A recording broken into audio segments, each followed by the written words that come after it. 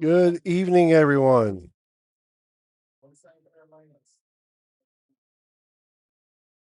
Uh, why did I get quiet all of a sudden? Good night, everybody. It is good evening, I should say, everybody. This is we are at Strike Zone for Gary's doubleheader Tuesday. First is 9-pin no tap.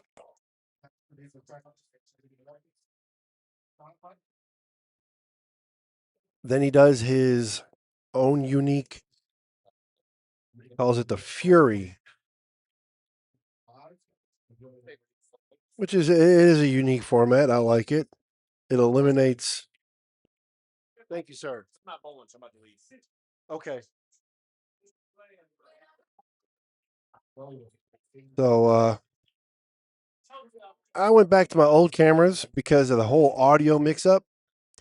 So I'm going to be playing with this a little bit more as well, but hopefully the audio on this sounds 10 times better tonight than it has the last couple of weeks because that has been aggravating as all get out. Put as much time and money into all this and for it to sound like trash.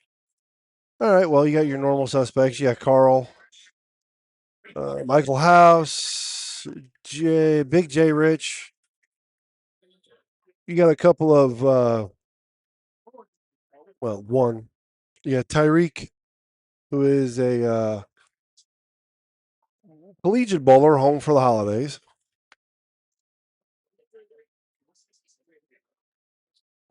So I've got the cameras on lanes 3, 4, 5, and 6, as well as lanes 17, 18, 19, and 20. I will move them after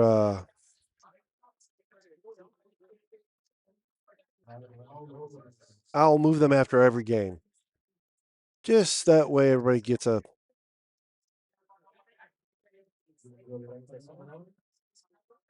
their chance on camera.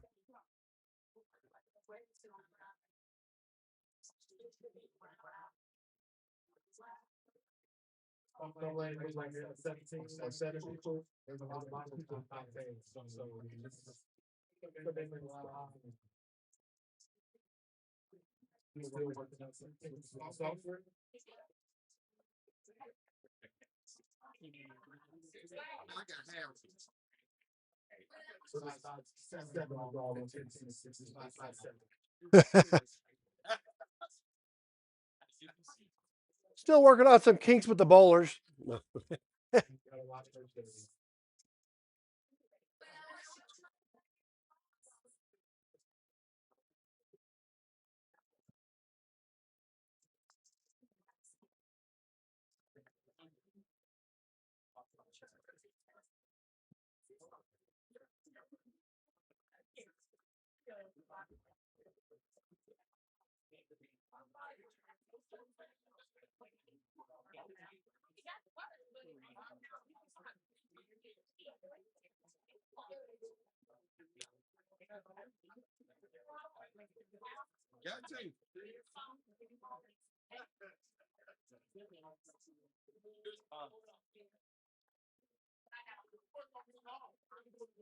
Not sure how many bowlers he has this squad. I'll let y'all know as soon as I know. Got a couple absences. You got mm, got at least one Holloman bowling.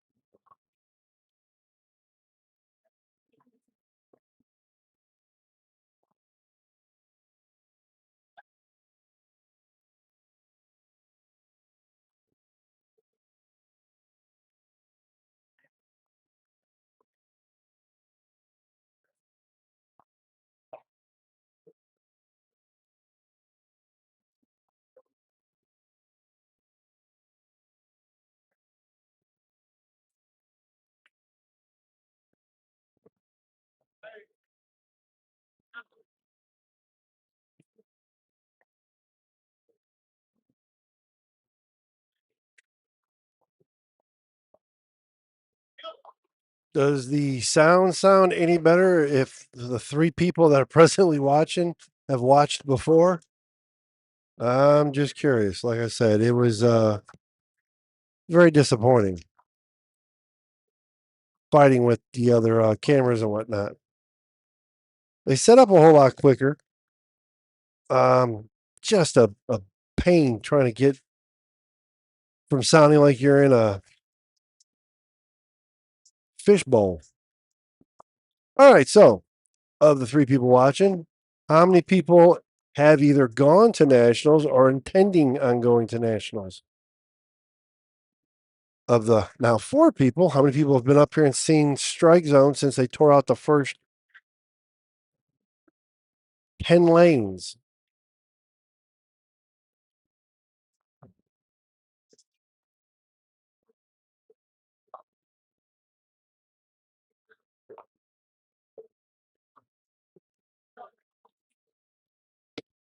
Thank you. I appreciate the feedback. It was just so aggravating. The cameras I had, so I could do three cameras and I loved them, but the audio was terrible.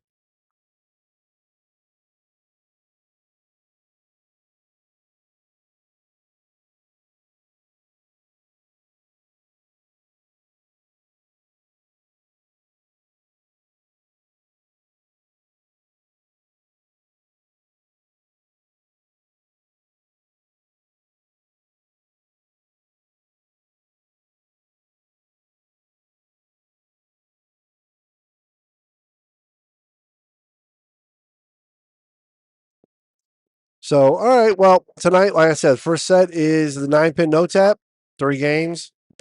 Usually takes 800 plus. I think, yeah, it looks fine.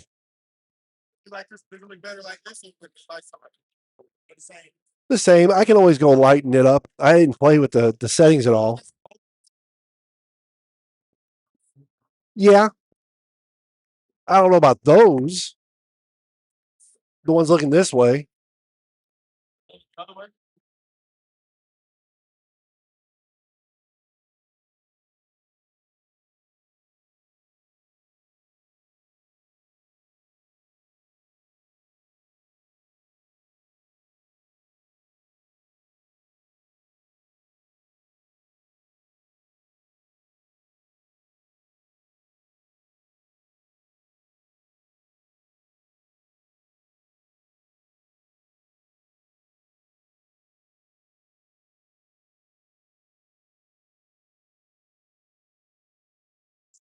Thank you, Jamie. I just again, it was god awful.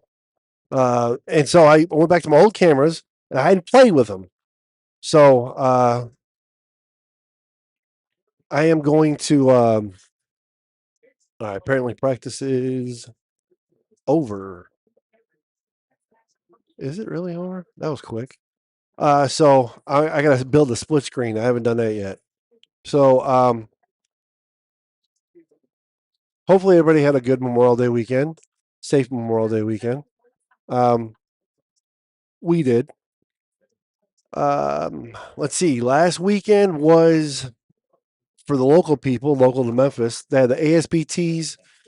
They had the Chris O'Neill Memorial, um, which if you're from around here, it's a really, I mean, it really is a good tournament. The format is different than anything else around here, and it's a format in which I think most bowlers appreciate. And I unfortunately thought I was going to be out of town, like further out of town. And so I didn't register for it. I only got to bowl the sweeper Friday night. I got to bowl with Jackson Dias. I apologize if I mispronounce his name. That kid was insane. Shot eight. What did he shoot? 824 for the first three games. Shot 1,000. Man, like 1,060. The kid was just on. Could miss. Kid couldn't miss. I mean, could not miss. Period. Um, he's the kid that won the PBA Junior um, national event like a couple years ago. Um, super nice kid, super nice guy kid to talk to. But man, he threw two NU turbo NUs all night for the four games during the sweeper and just annihilated everybody. It wasn't even close. He ended up winning the whole thing. He struggled a little coming out the gate during the actual tournament. He won his division. So if you don't know anything about the tournament, it's you have a bracket of 16 34 and under. You have a bracket of 16 35 to 49, a bracket of 16 seniors, and a bracket of 16 women. They all bowl against each other, qualify, and they meet. Then you have the four winners of each bracket, and then they bowl each other, and you have an overall winner. Um, it was, again, it was run fantastic, and it was just it's a great event.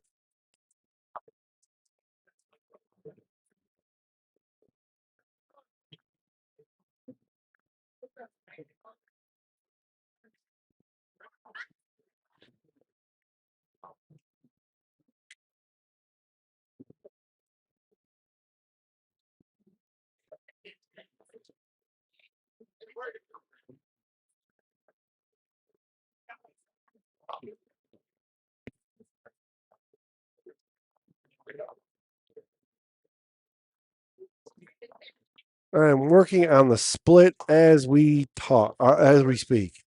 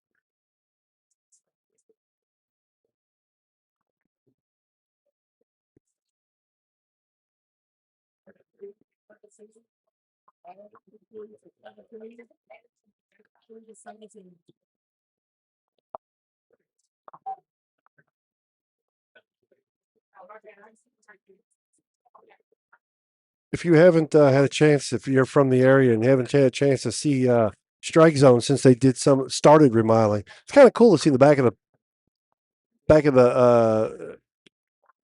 where the pin setters are. If you're not accustomed to seeing it,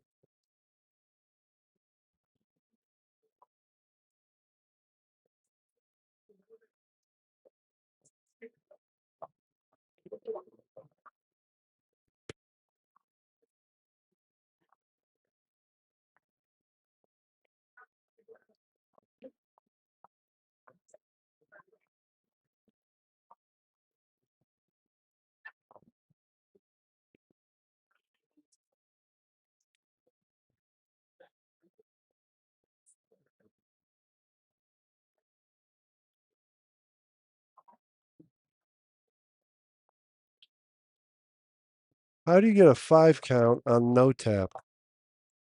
I don't know how that's even plausible.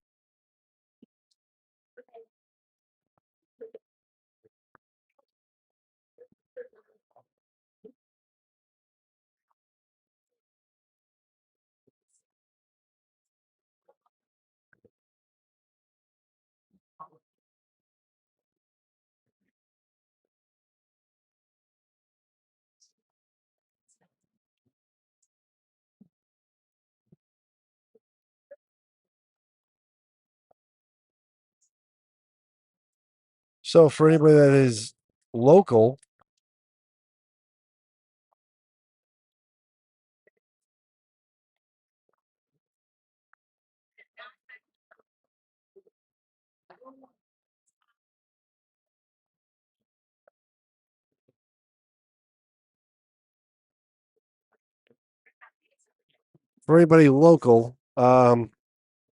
there is a PBA regional next week, not this coming up weekend, but next weekend in Smyrna.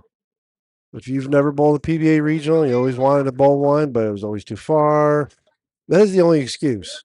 A lot of people that go and bowl tournaments, they are willing to dump 250 into a tournament. There's no reason why not to spend $300. Go to Smyrna; it's very close. Kyle Troop is already registered. Um, handful of the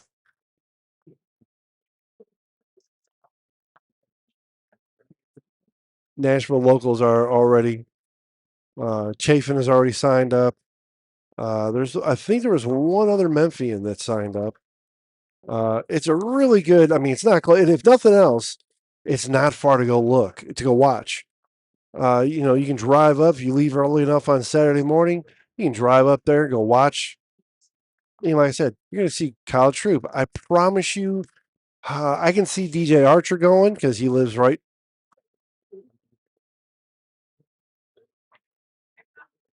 He almost got it. So DJ Archer, I'm pretty sure I can see DJ Archer showing up. I can see possibly some of the Carolina people. I think Connor Pickford is from over there, and I believe he won regional somewhere around here. It was either Memphis or South Carolina or Nashville. Um, Again, you're not going to get it much closer. You got Smyrna, and you have Smyrna. Well, you have Baton Rouge. Excuse me. This year you got Baton Rouge, which is a little further. But Baton Rouge Bowling Center is pretty cool. It's good lord, it's like 50. Oh no, I think it's like 60 lanes long. Um, it's the All Star down there. It's where Michael Howman shot on 880 like 3 years ago. Just absolutely ridiculous. A guy just won $16,000 on a strike pot on the Monday. I think it's a Monday night league down there. Um, they draw tickets. Michael Howman got picked 2 weeks in a row. Made the first one. I believe he left a 10 pin once and a 7 pin the other, or it was 2 7. One of the two. For 13 grand, and he screwed up. He didn't screw up. Ball was there. It just didn't carry. But this guy went up there, struck it the first time for 3 grand and three like 3,500, and went up there, struck again for like 12.5, something like that. It was crazy. It's on Michael. If you know Michael Hallman, he had it posted on his Facebook page. But I mean, how many people do you know, regular Joes, can sit there and punch out, get a double for $16,000 without throwing a ball in the gutter?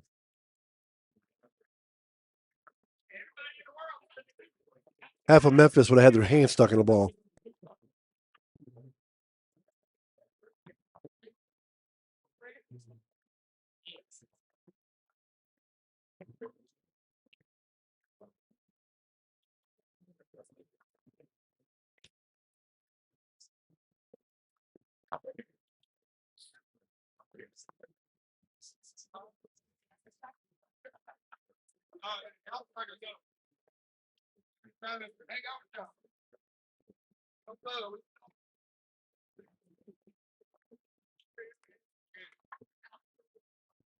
Let's see, we got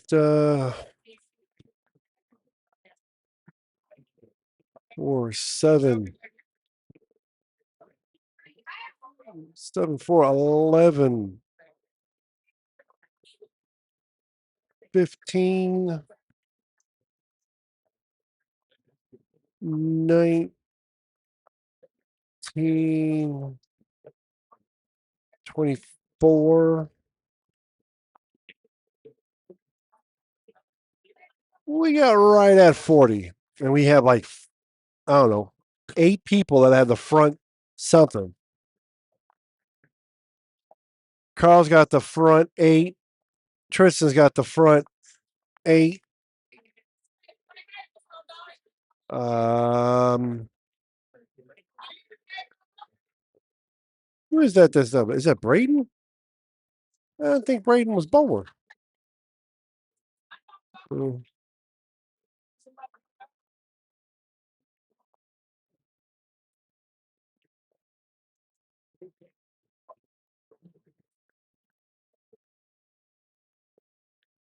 If you look on the bottom, I mean, I would have been, I would like to believe I'd have been just as clutch as, say, Michael. Whether it carried or not is another story. I believe I'd have gotten the ball in the 1-3.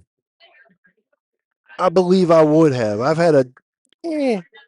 never had a strike for, most I've had a strike for was $5,000. I've never had a strike for 16.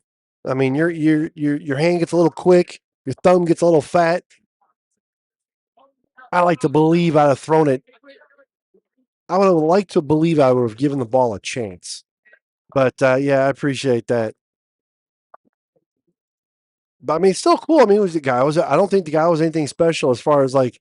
I don't think he. I mean, clearly he's not a Michael Holloman. There's one of them. I don't know if he like does tournaments and stuff. He threw the ball well. It wasn't like the guy was just lucky, like dumb luck. But I mean, but I don't know him. I'm not familiar with his name. I wasn't familiar with his style. So I mean, it wasn't like, oh, I've seen him bowl before. So I just think it was really cool. I'd like to. I guess I have to get in touch with Michael and ask him what their format is for something like that. I think that'd be cool to have. I mean, again, a $16,000 payday. It was a rollover, is what it was. It wasn't. I don't think it was ever intended to get that high.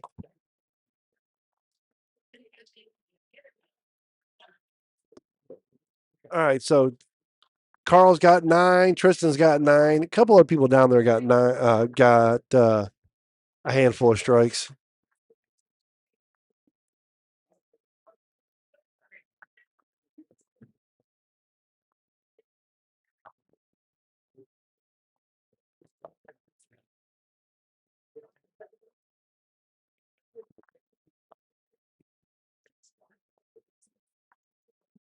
I know I'd like the opportunity to at least try it. So I'm trying to figure out where and when I'm gonna bowl. I'm gonna have the to have the. I need to calm that brightness down. That's a little bright. I'm gonna go fix that real quick. I'll be right back, David. I'll let you know.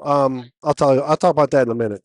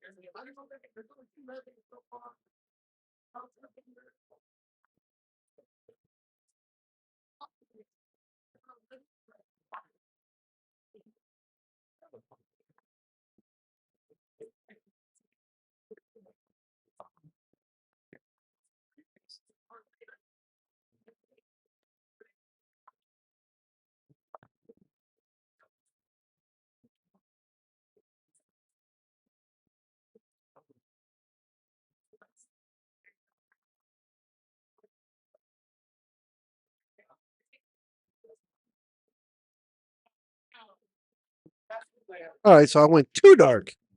All right, Carl got 300. Tristan got front 9-8 count. He's going to shoot 268.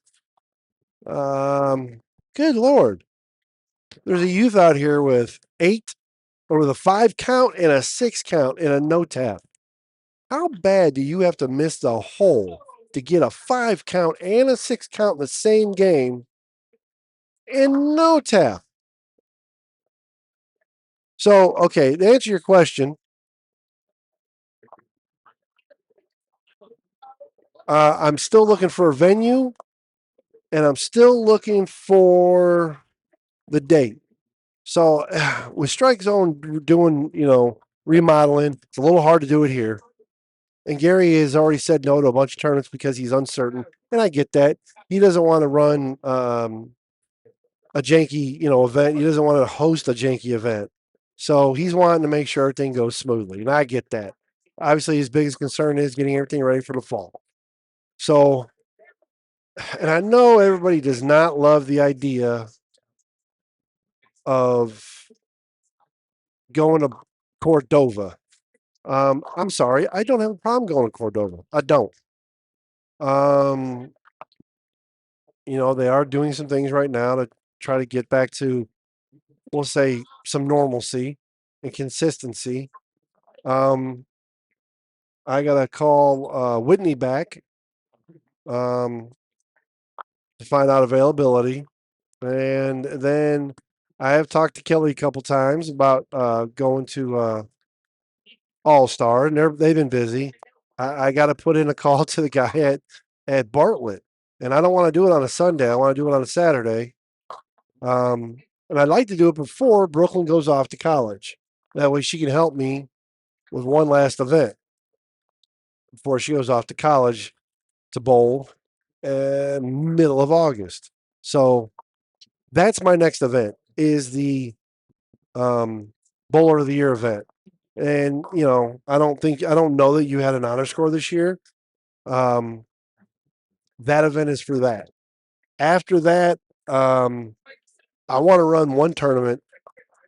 It's kind of crazy and it might be a little hectic, but I'm going to call it the Siege of Memphis. Siege of Memphis. 3 houses, 3 games, each house, 1 day. The top come back to a house the next day for the finals. So, in theory, you start at Strike Zone, 9 o'clock in the morning, both 3 games. Billy's, 1 o'clock, 3 games, or say noon.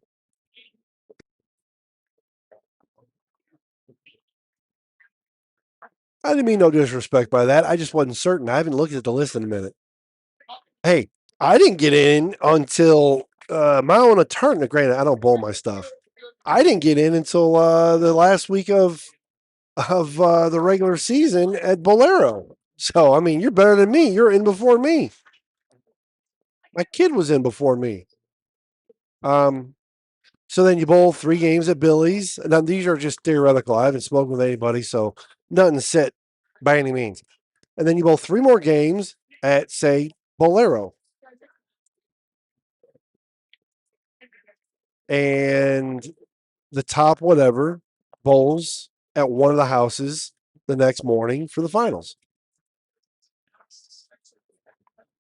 Memphis is small enough that we can do that without creating a traffic accident to get to the house. This is done in Chicago, and actually, a couple people got in an accident trying to rush to get to the house. So if you did like Billy's, then All Star, then Bolero, piece of cake. Then finals at Strike Zone. Uh, but it would be kind of an expensive. I say expensive. It would be higher than my normal entries, but it would also pay higher than my normal entries. Um, so she is going to. You're gonna get a kick out of this one, Dave. She's going to Grambling. She is going to Grambling.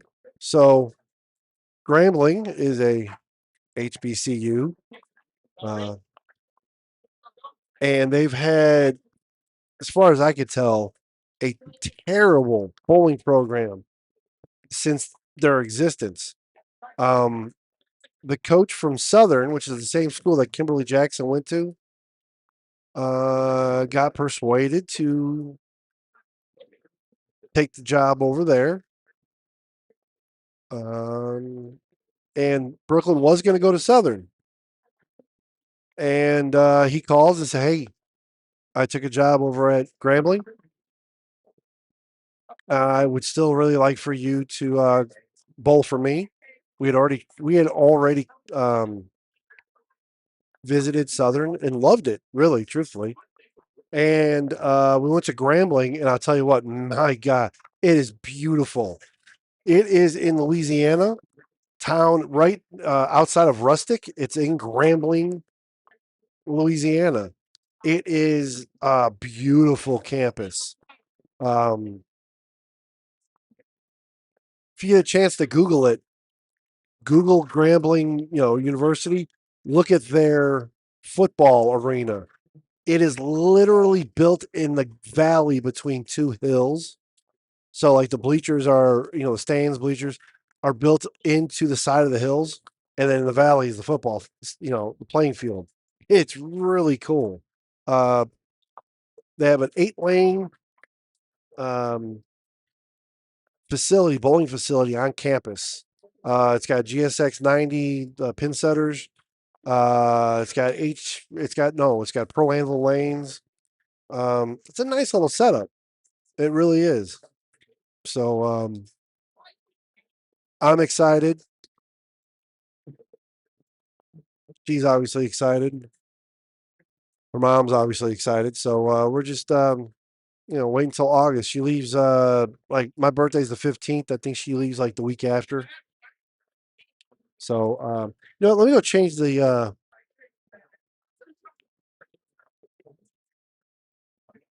very proud. And I'll tell you what, there's only, to my knowledge, one kid in the entire city of Memphis that practiced harder than her, and that was Elijah.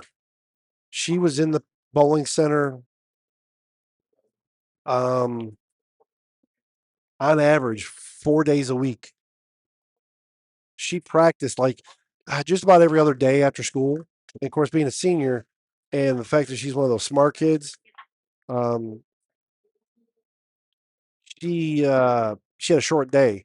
So she'd be up at the bowling center at like 2 o'clock, 1 o'clock, and she'd practice for about an hour and a half, 2 hours. She was injured half the year, but she kept, you know, pushing it. So she worked real hard for it, and she has 2 state titles for it, high school state titles, and 3 high school state records, individual state records, along with 4 team state records. So she did work for it. She earned it.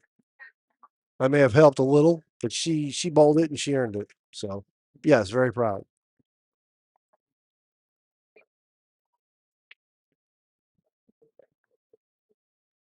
It really does look like a mini Vanderbilt. Um, it does. Um, it's a very nice. There's a couple of centers that look like that on campus. Uh, yes, Elijah is going to be very tough. Very very tough. It has the potential, Marvin, to be real nice. It really does. Heck, if I was him, I'd probably even suggest like some mini tournaments and fundraisers. High schools. Heck, I'd challenge LA Tech as a just as a scrimmage, since you don't have to worry about going somewhere and using the lanes at another house. So I honestly think it's going to be a great opportunity for him. And I think he's actually going to have more opportunity. Unfortunately, I hate the fact that he's going to travel and he's going to commute. That part I don't care for, but obviously you've had a relationship. You and Kim have had a relationship with him, so you know him far better than we do at this point. But he's always checking up on her, um, always asking how she's doing, how school, always staying in touch. So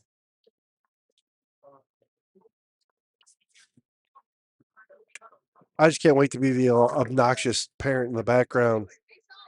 In all, their colors are basically Steeler colors, gold and black.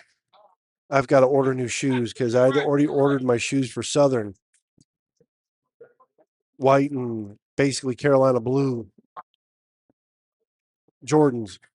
Nah, I got to buy another pair. But yeah, I'll be that annoying parent. Trust me.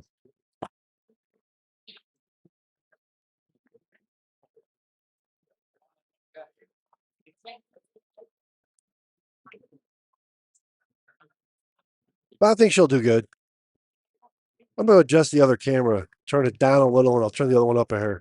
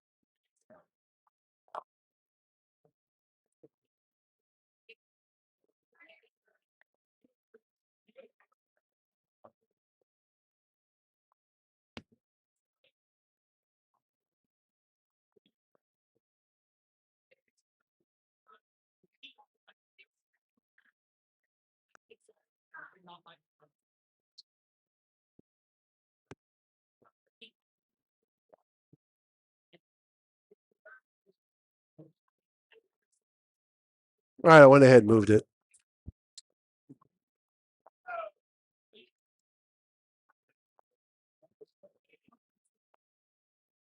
Okay, that's cool. So, between academics and athletics, plus what she has in her bowling scholarship, yes, it's combined a full ride, which is amazing.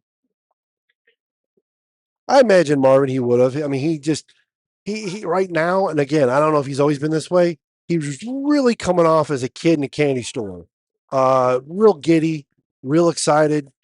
Um, I don't know if he's like that all the time, which is great if he is.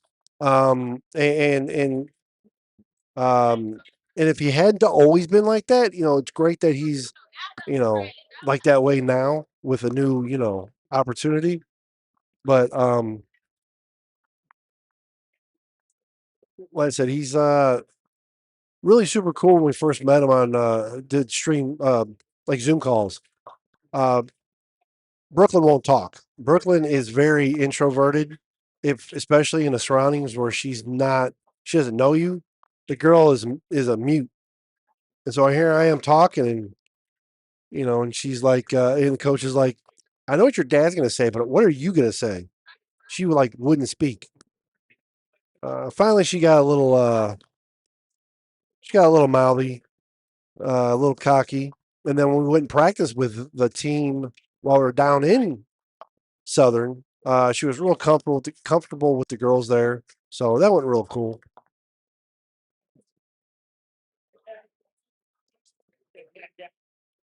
I told him, what, since you have the ability, if as long as there's no conflicts of interest, I'd hold like high school matches there too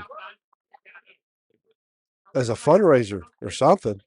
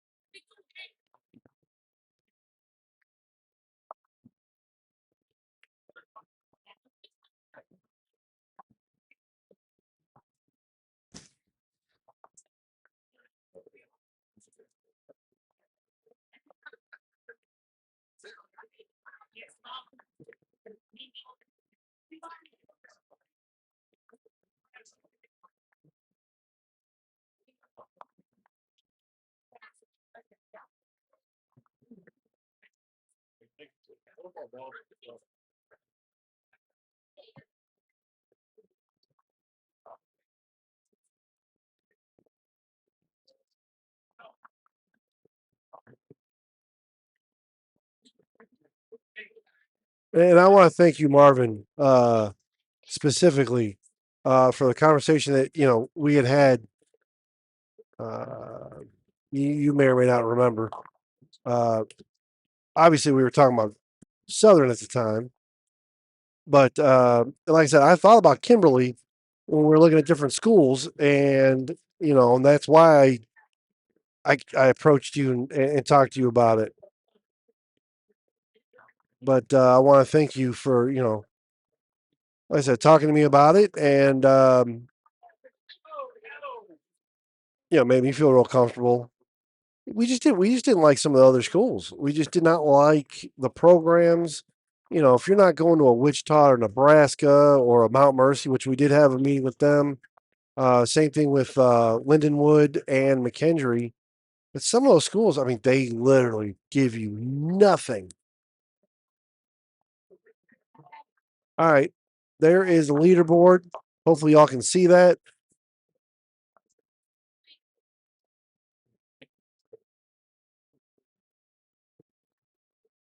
I'm sure I won't be the only annoying parent there, David.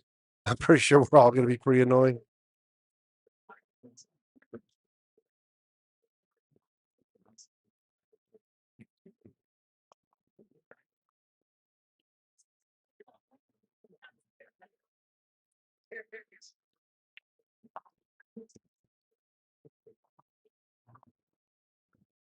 No, coaches aren't allowed to do much these days.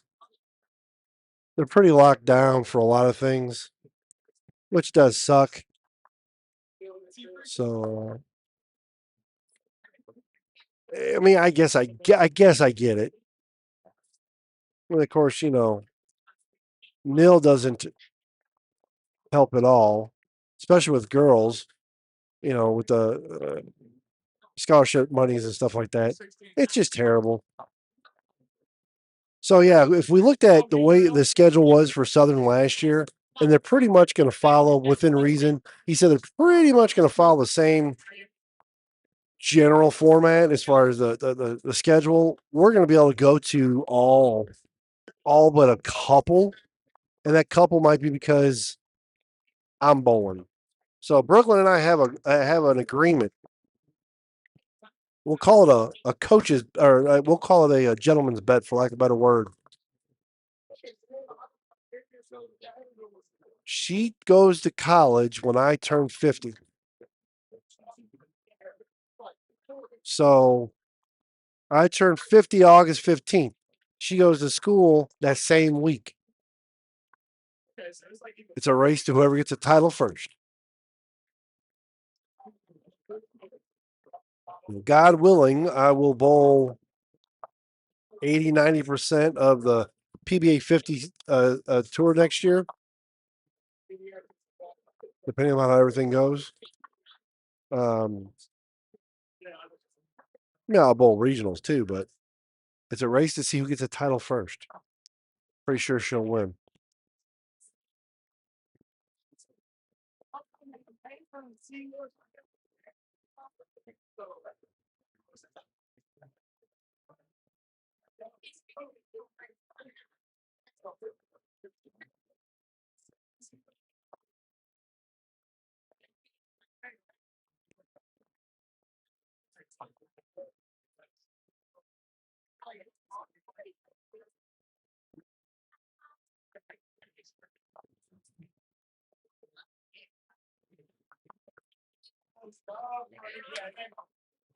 I don't know. She really gets into it when she bowls.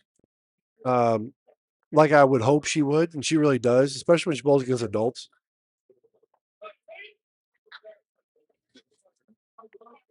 She gets starstruck when she's around people she's seen on TV or on YouTube or have heard. I can't get that out of her head. So, like, they put your shoes on the same way you do. So right now, leading,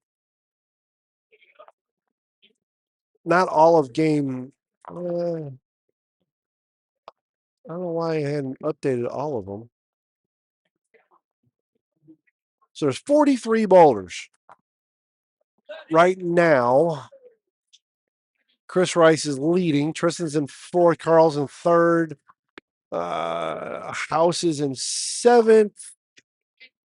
Just looking at the notables.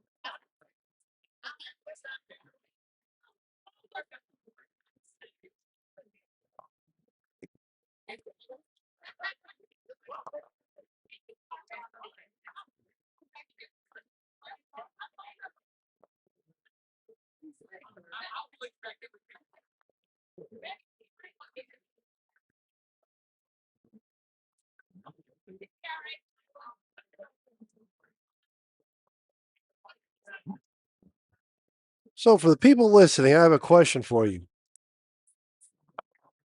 How much money, let's just, for all practicality, just say in a perfect situation, how much money are you willing to pay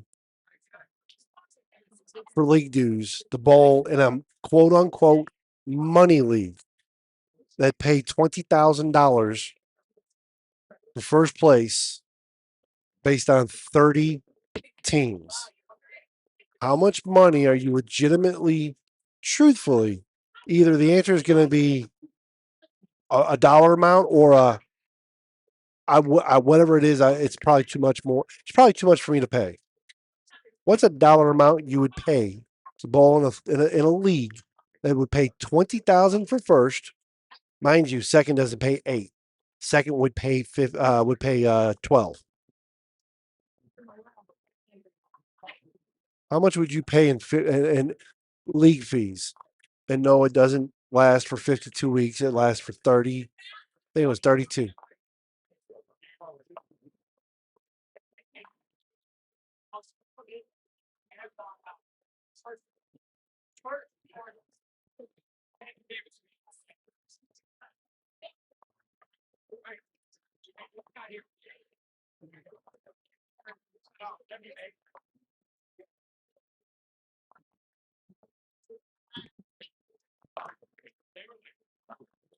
So why isn't it updating all the scores?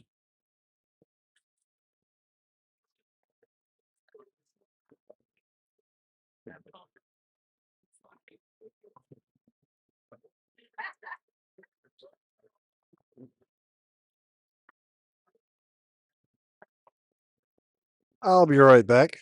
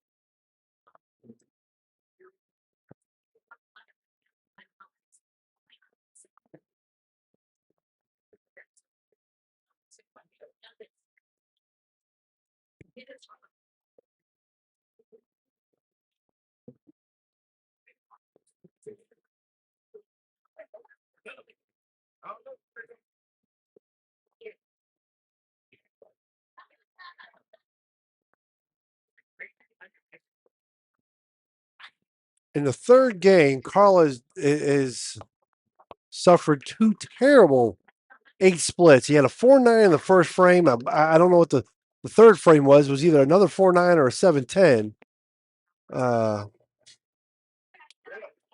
Kristen has now passed him. That's what I was asking you. It had not everybody. Well, it might have now, but second game past like 20 wasn't there.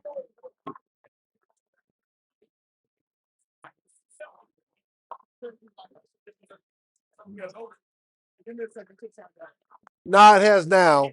Because lane 4 hadn't updated at that point. It looks good now. All right, so yeah, because Elijah's game 2 wasn't in there. It's right now. All right, so leader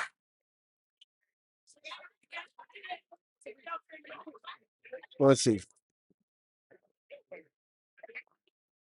would would $40 be too much to pay for lineage, or not lineage, leak fees to win $20,000?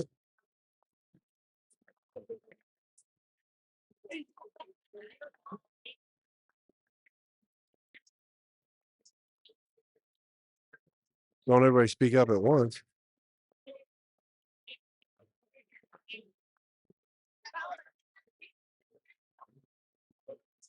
Who is dead? Oh, Danae's got the front 6.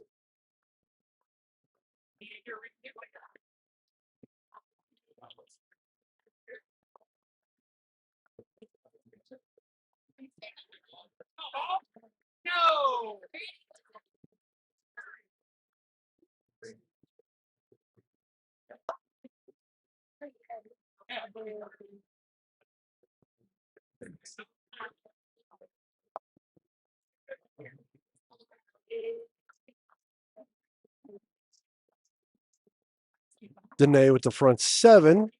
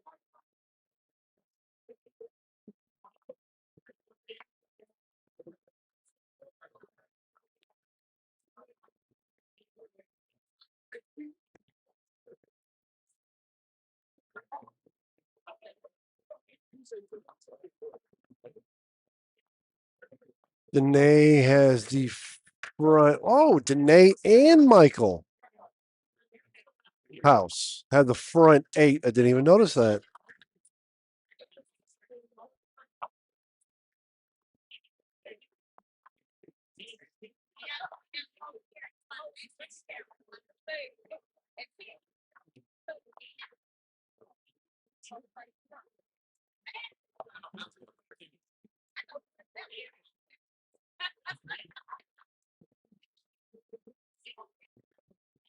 Danae with the front 9.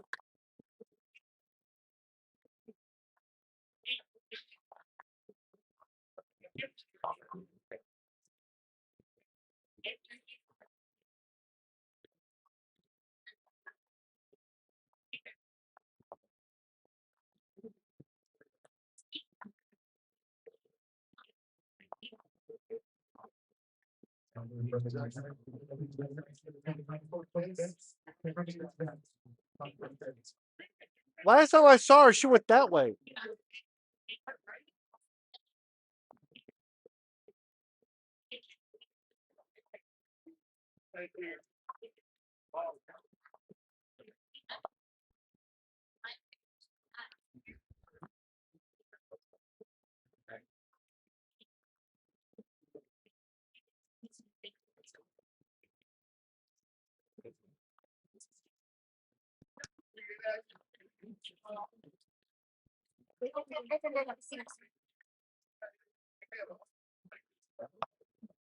So Danae and Michael House had the front 9.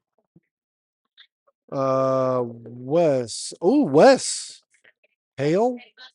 Hall? I think it's Hale. She went outside.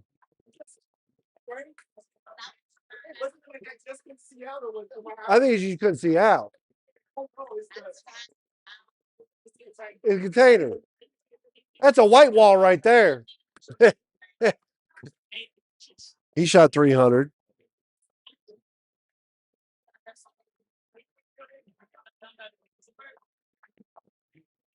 Tristan's got Carl by 9 sticks.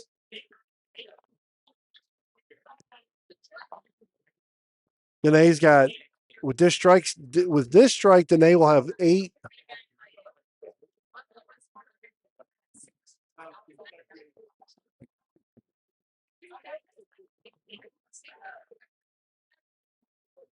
With that strike, Danae's got 799. With this strike, she'll have 809.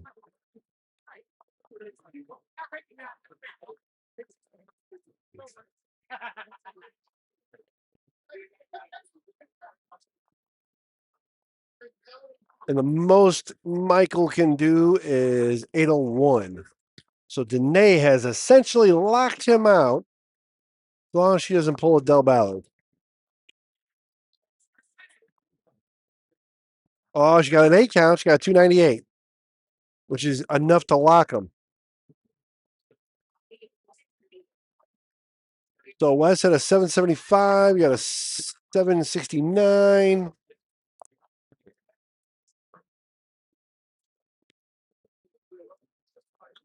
Tristan screwed up. You got a 780. Carl's got 810. Oh, he just edged out Danae. Tristan had it too. Oh, then he chops it.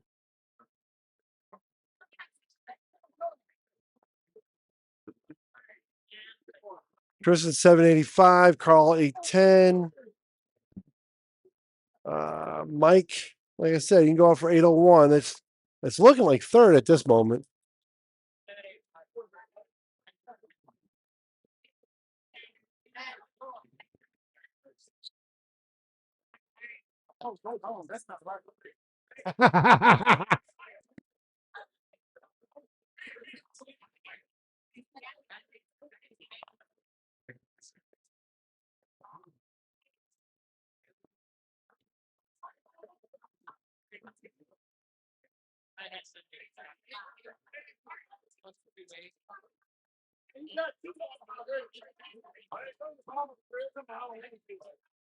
I don't know what Michael over here doing.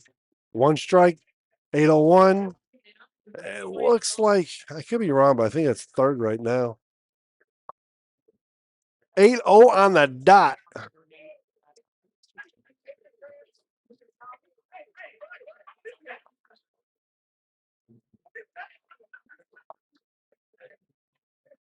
So they're done. We're down to lane 1 again. Or not lane 1, but the other end.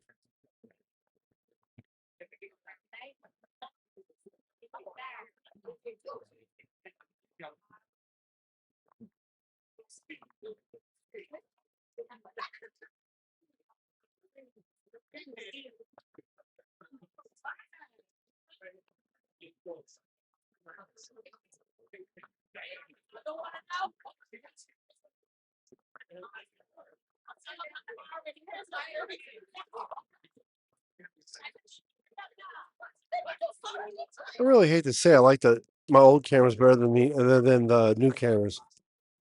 It just looks better. I ain't got the audio sound issues.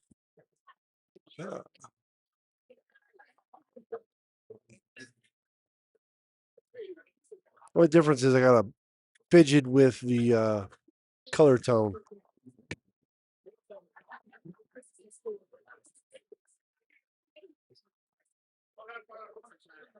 All right, so we have a 1,019. I don't think that's right.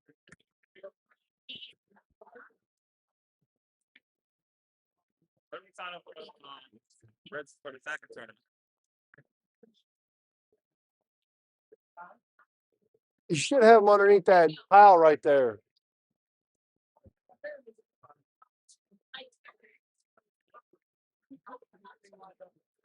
All right, people are finishing up the third game. Some people they're not but in the second frame, so it's going to be a second.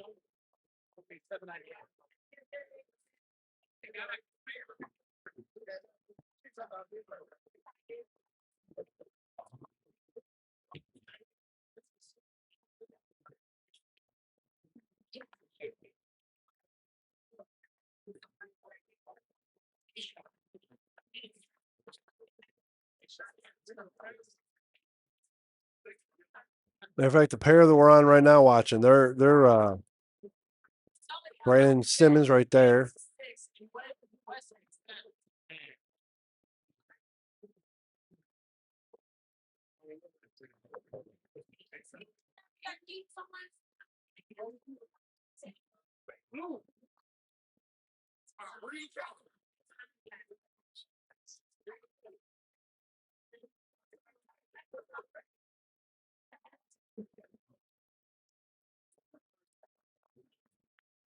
There is Caden Curry, probably the best bowler definitely the best bowler in the city of Memphis under the age of 16. Possibly the best bowler under the age of 16 in the state of Tennessee.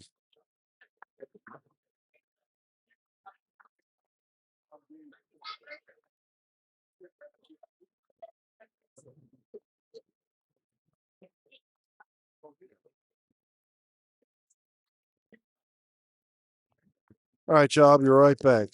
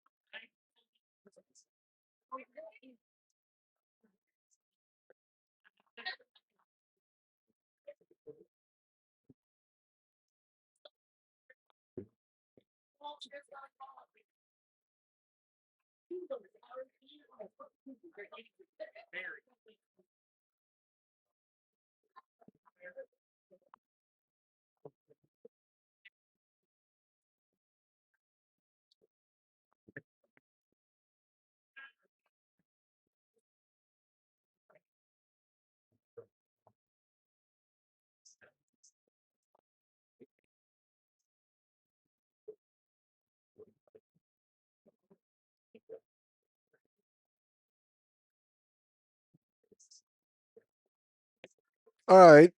I'm going to ask this question again. How many people have gone to nationals? And how many people are going to nationals?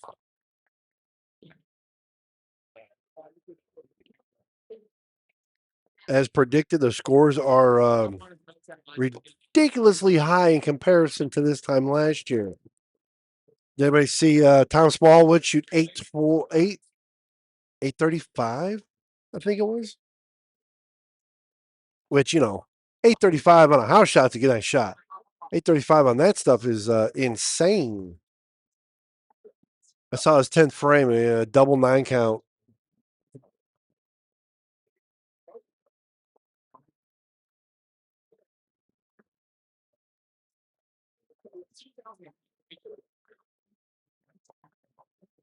Did anybody catch the U.S. Open, senior U.S. Open, where Tom Hess ran the ladder?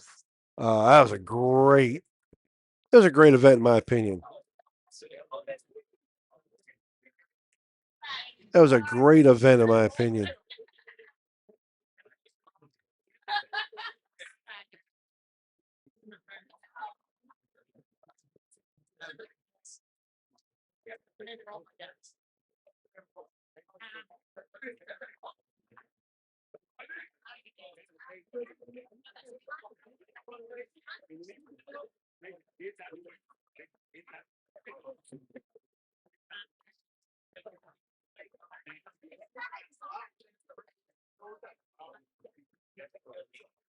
All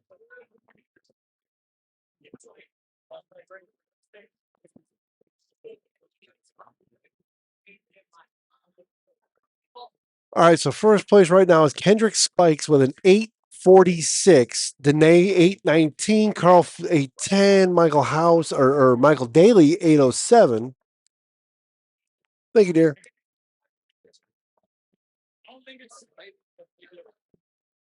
If you're not at 8, forget it. You're not getting the check. Of course, you know, top 8 is 1 in 5 if there's 40 people here. So I don't know what his pay ratio is. I mean, 1 in 5 is is a good payout.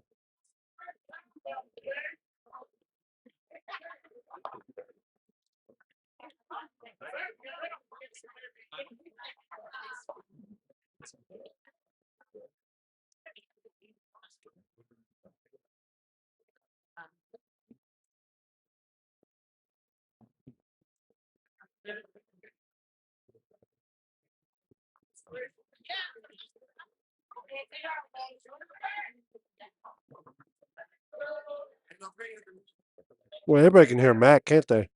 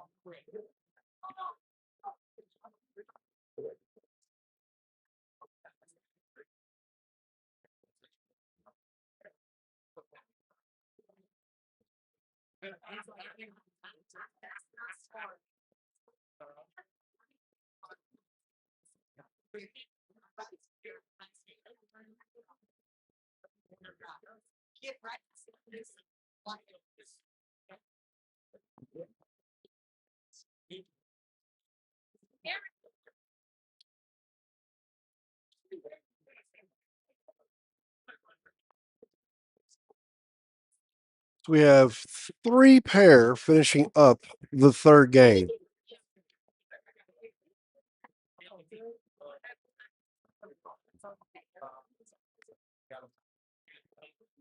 '20th right now is 7:30 without 3 pair with their scores in. So you got a 585 that doesn't have a score, a 556 that doesn't have a third score,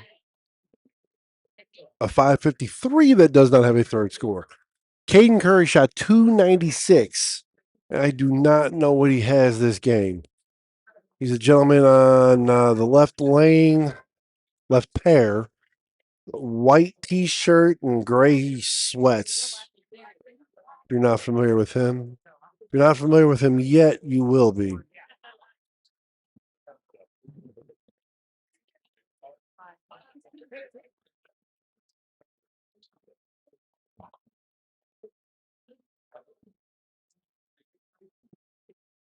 I'm going to assume he left a bucket.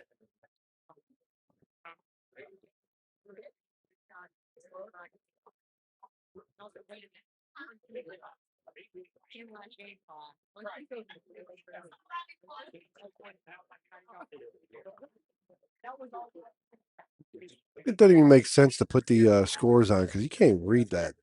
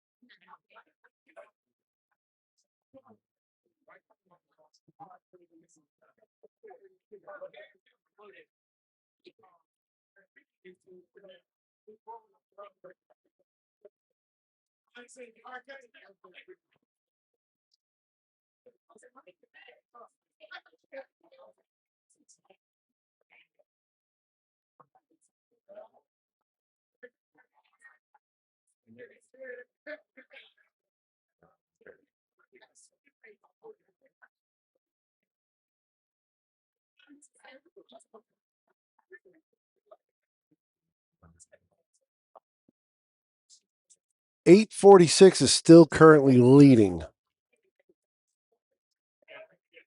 Trying to change the score, or change the color to match.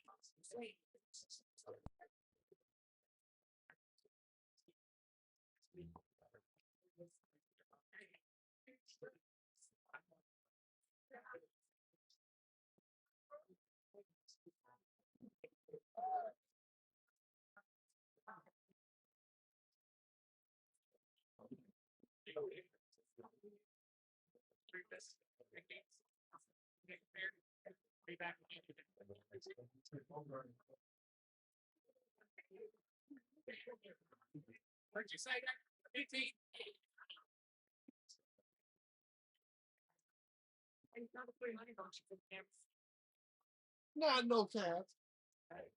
What do you read?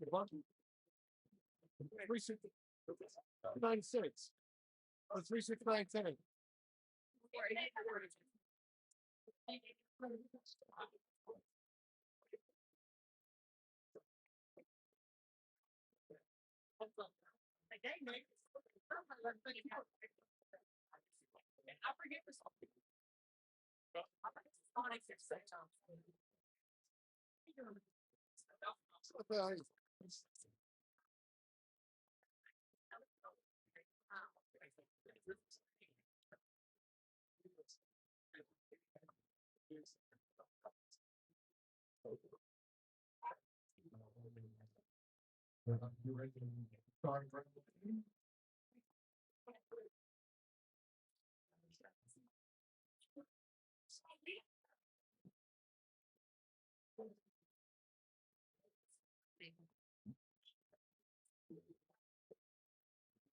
All right, that looks way better.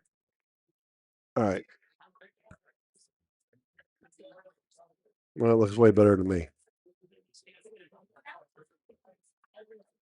Brandon Park was the last one. Ah, Kane shot 194, drops him down to a 747.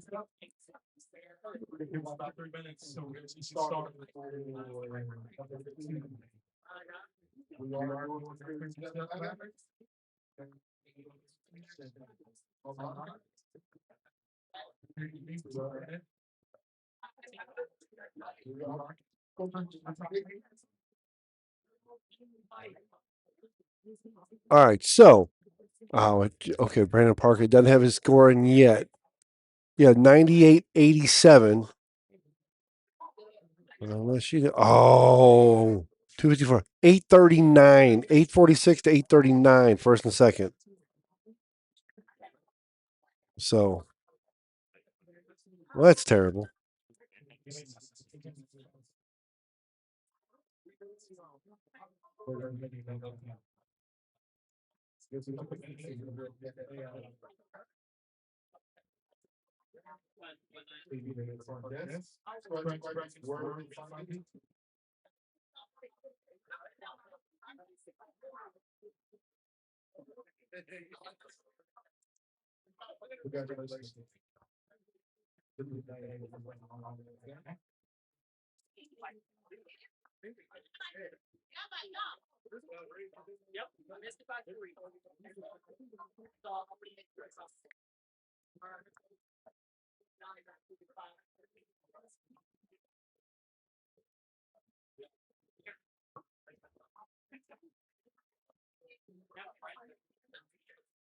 I have no idea what Adam is doing back here.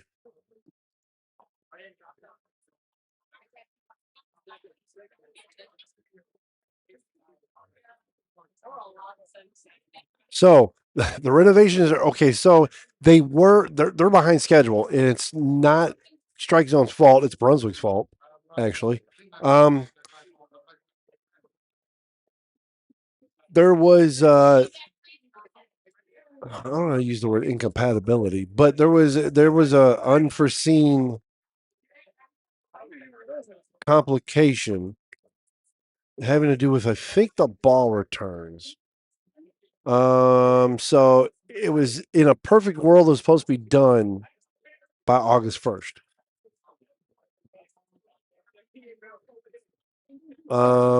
Right now they just have the front 8, excuse me, the back 10 tore out. So I'm not 100% positive what an updated. Of course, I think they started earlier than I think they were going to originally. So I say they may still get done on August 1st. You guys should have seen the video. I think they put up on Facebook of the lanes. I will.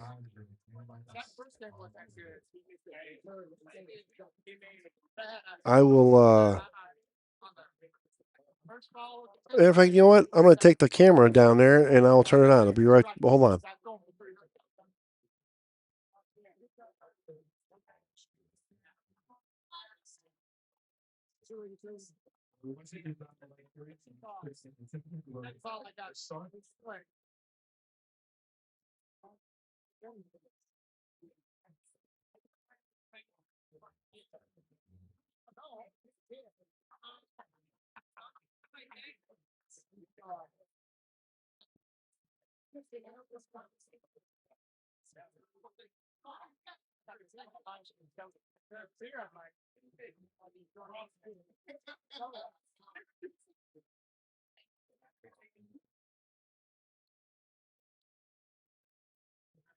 All right, so that's what it looks like now.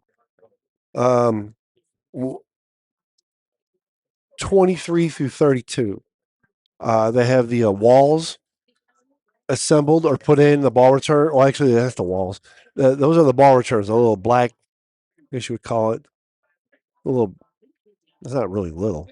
It's like a cassette or an 8-track player. Um, those are the ball returns. Um, I'm not certain when they're going to start dropping in the pin setters. And then obviously the gutter caps. The last thing, from my understanding, and I'm not going to swear on this because I'm not 100% positive. It's none of my business. Is the Neoverse, which to me is kind of the coolest thing. That's where the digital has the digital masking unit. So they're getting all that. So that's gonna be, like I said, I think it'll be cool.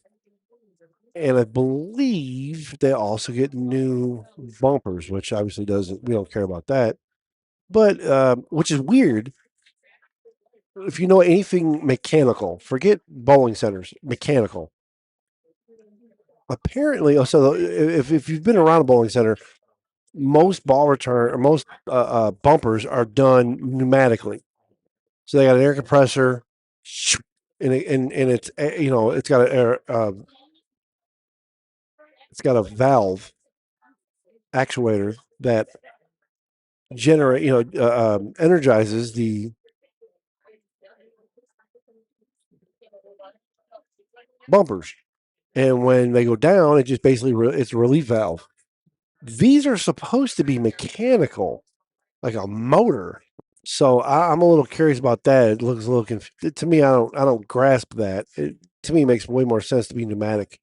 I would think a lot less broken parts. Um, but I don't know. The seals over time may wear out. I can't answer that. But either way, um, I mean, I like it. Yeah, okay. You can argue the whole string pins, no string pins, all you want. That's fine. Do you want to bowl? And if I'm bowling against you, you're bowling on string pins too. So I really don't care. If we're bowling free fall, then we're bowling free fall. I don't care. It's almost like I'm not going to bowl you because it's wood lanes, or I'm not going to bowl you. They're on synthetic lanes. If you're some guy that's like in your 70s and stuck on arguing over changing times. So I mean, I'm people have that argument. The center I used to bowl in Indiana, Stardust and Dyer. They're still wood lanes to this day. They're wood. So, matter of fact, a gentleman by the name of Bob Cameron Jr. They own 3 houses. Bob Cameron Jr. shot 900. I forgot which 900 it was. As far as what number was there, like 30 something now? He shot 900 on lanes 1 and 2 in Maryville, which is wood lanes. The only house that they had that was no longer wood was Stardust 1, which was in Hammond. They were the lanes, the USBC lane or ABC lanes. I think it was ABC still. Billings, Montana. Nice house. Just in the wrong part of town. So hopefully by August 1st, all this construction will be done.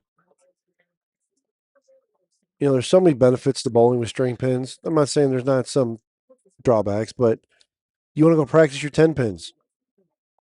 You don't have to you don't have to worry about it. That's all you're gonna get is a 10 pin. You want to practice, your combinations without, would I have gotten that if it was just 3-6-10? I don't know.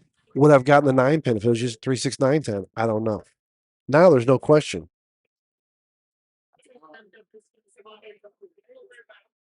I'm gonna go move the other camera, but here's back to they're starting warm up now.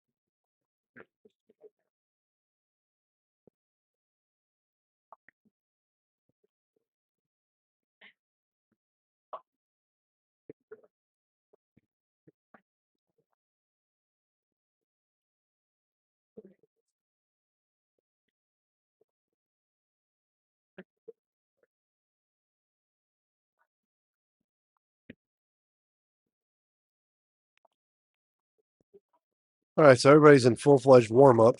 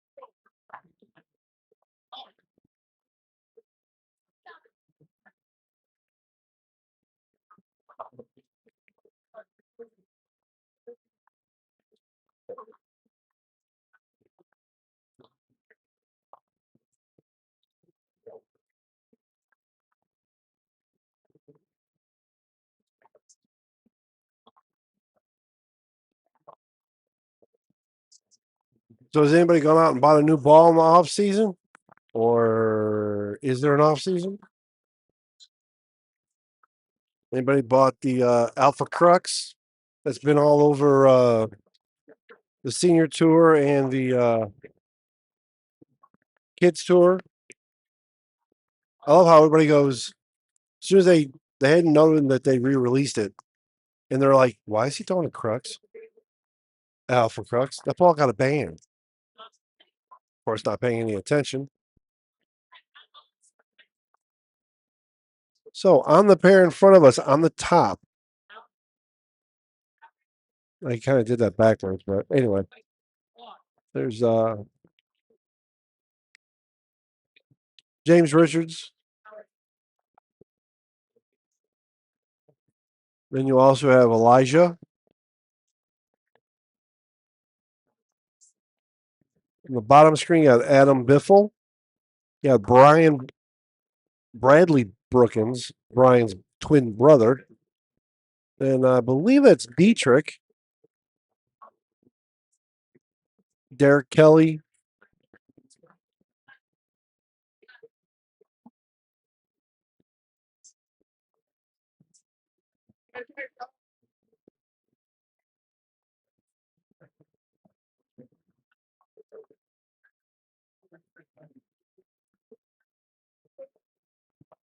Practice is now over.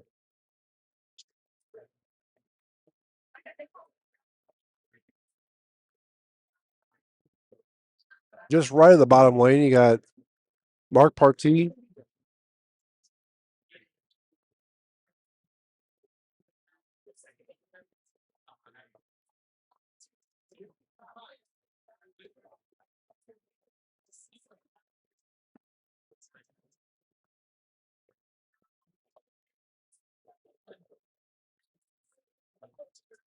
What's y'all's thoughts on the Lucky Strike lawsuit?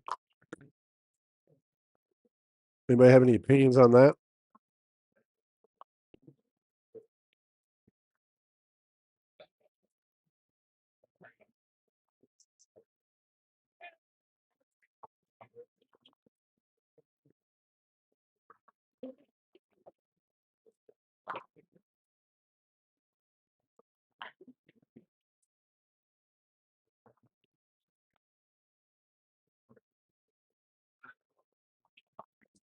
I believe there's 38 this round.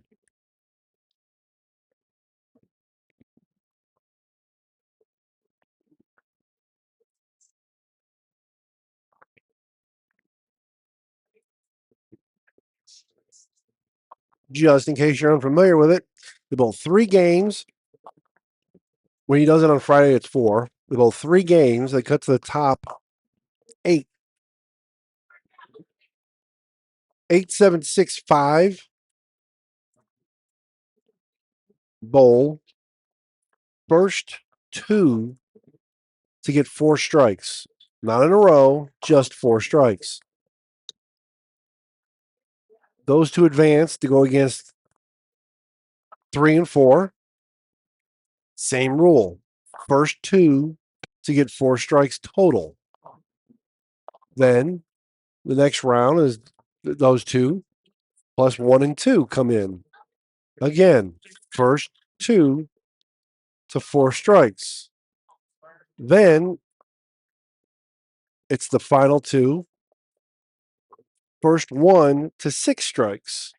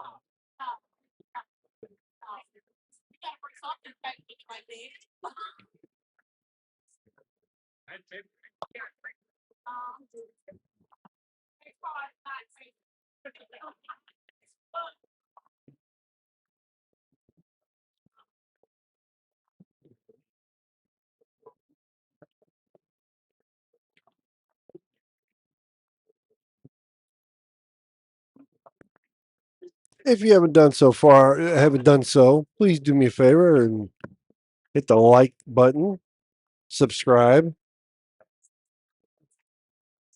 while you're sitting there watching.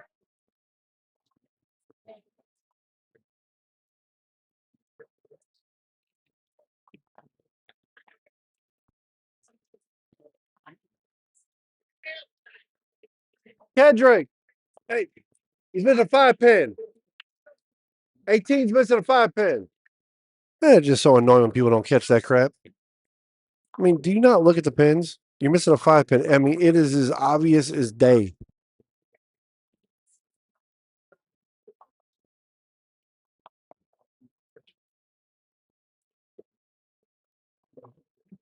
They'll be the first person to complain that the 8 pin didn't, oh, I left a solid 8 pin. No, you didn't. You have a 5 pin, you moron. If there's a pin in the rack I don't want, it's a 10 pin. I need the 5 pin.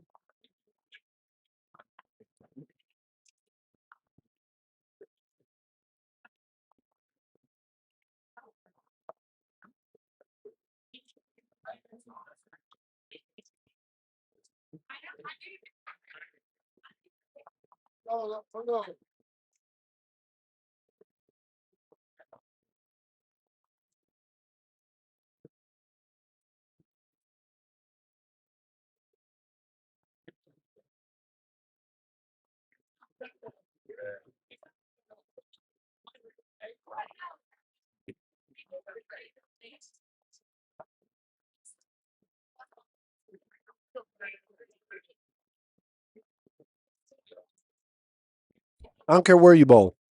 10 pin's an issue. 5 pin? Man.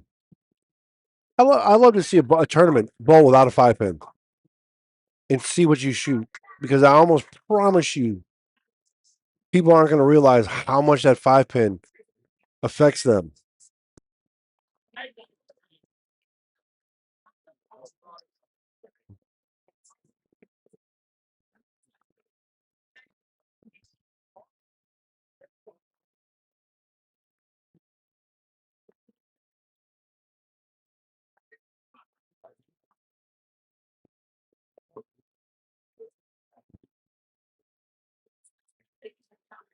It'd be like bowling a tournament without a 6 pin. You think you leave a lot of 10 pins now? Don't have a 6 pin.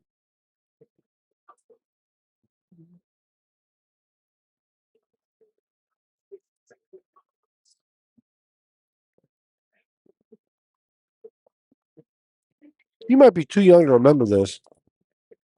They only did it for like a short minute. Winchester ran a tournament during the summer with no head pin.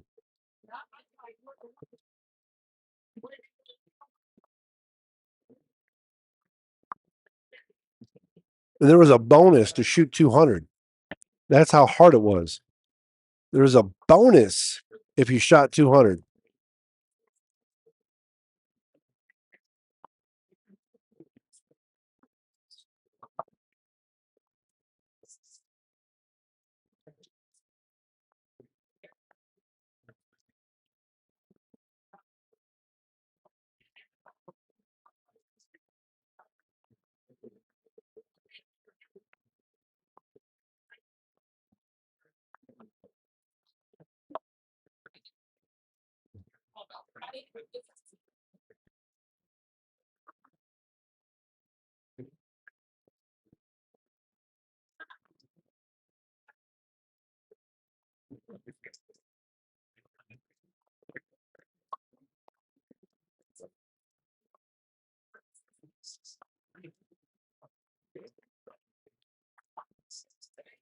I'm 49. I'll be 50 in August.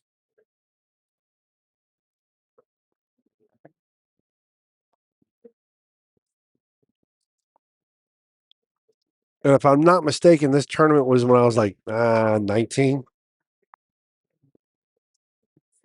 They only did it for a short period of time. I want to say they did it the 1 year, one summer, and didn't last very long. It wasn't intended to. It was just something different. It was back when Bowling centers really did put on a lot of stuff for bowlers. Not that Strike Zone doesn't. He does. Gary does. He does it. He really does do his best to put events on for us. Anybody that's watching this, because you're somebody that loves bowling. Gary really does do his best, and I will say, Billy's does as well. Um,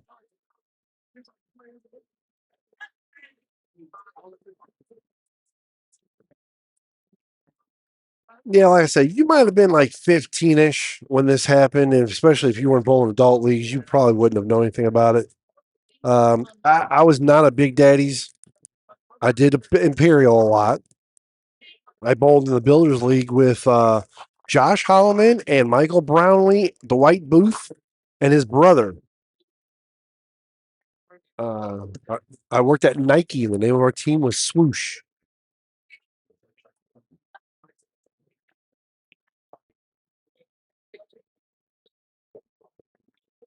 I bowled at Plaza, never in a league though. I bowled tournaments there. I want to say I bowled at Big Daddy's like once. Winchester to me was Mecca. It was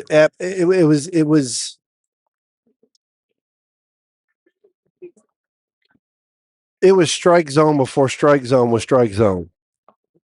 Um, I loved Winchester. Absolutely loved it. The amount of bowling that was there, location, location, location, just like Billy's. Man, the summer league, and if you're not old enough to know this, or have seen this, you probably heard it, and it was very true. It wasn't some sort of story. During the summer, now bowlers now, they complain about a lot of crap and whatever. I'm not going to bowl you for nothing.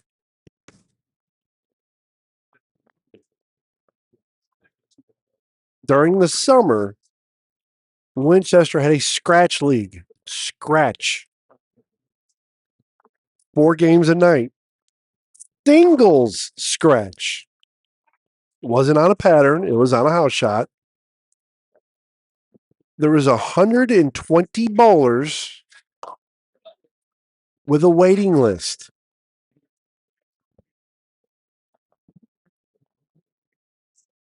The other one would have been Cotton Bowl. Cotton Bowl was down here. Cherokee was owned by the same people that owned Imperial. Um,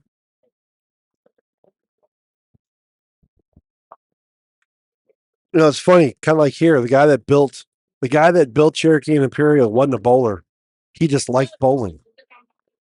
And the whole point was to have a family environment with a nice, quote unquote, elegant. I don't want to say elegant like you're going to Seasons 52, but elegant like mm, better than a Chili's and an Applebee's. But it's supposed to be like nice dinner, nice dinner. Um, in a bowling center. That was his intention, his thought. Did anybody tell me the name? Yeah, Cotton Bowl sucked. It was terrible. How you gonna bowl with a garbage can there collecting the rainwater? Come on now. Can anybody tell me the name of the gentleman that built Cotton Bowl or Imperial and Cherokee?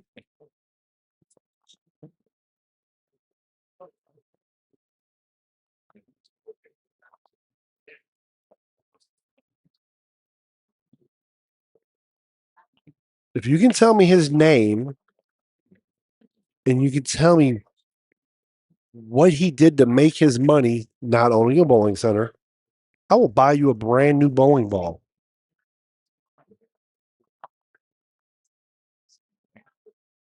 Same gentleman owned Imperial and Cherokee.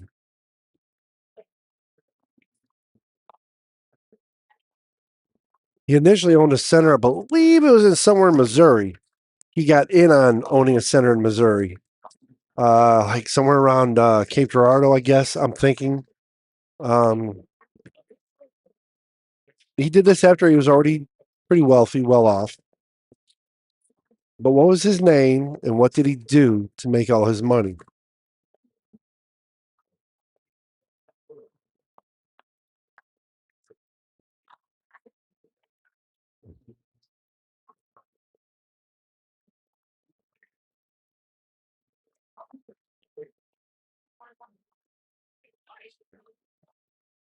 But yeah, Winchester had a scratch league during the summer. 120 bowlers full with a waiting list. Oh, what did he do to make his money? Shit, I'm gonna have to buy a bowling ball.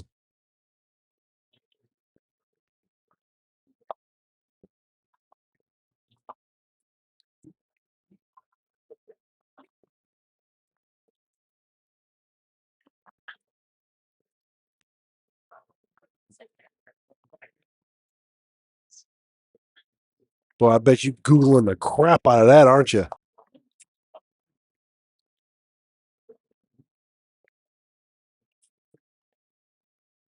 I may have said this before. I don't think I've said the name, but I may have discussed this and talked about this before. And since you watch all of them, you might have heard it.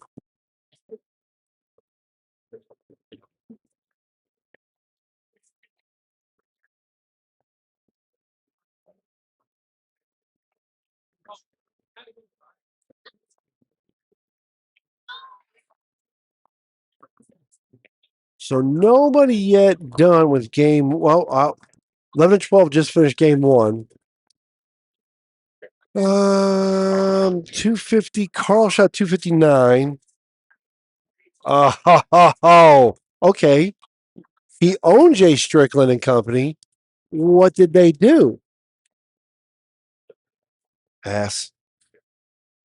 What bowling ball? What pound?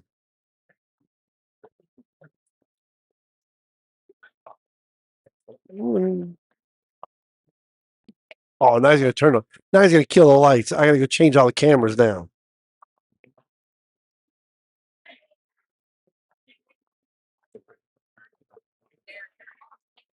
I am a man of my word, sir. You can ask pretty much anybody. I'm a man of my word. What bowling ball? What pound? So I worked there. I work for Jay Strickland. Make hair care and healthcare cosmetics for African Americans. Been around for 90. This is our 90th year. Granted, I've only been there for 11 this year. This year is 11. But yeah, make healthcare, hair care, cosmetics for African Americans. We own 14 different name brands.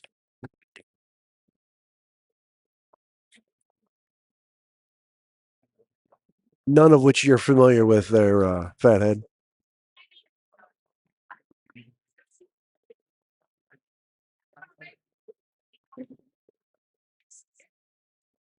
Alpha Crux 15.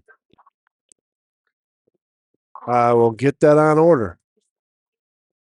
In fact, I'll do it while we're sitting here. Thank you for playing along.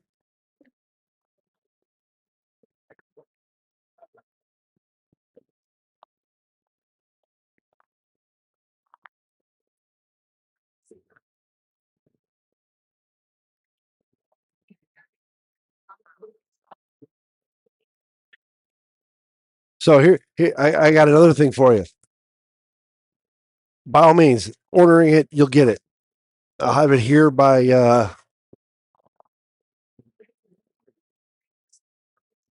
get out of here. Get out of here. So I'll order the ball and I'll probably have it by Monday. Man, if I'm lucky, and no, I won't go out tomorrow. Anyhow, I go ahead, give it to you. Or I can bring it with me next weekend. Granted, you're not going to use it then, and have Kyle Troop sign it for you. Um,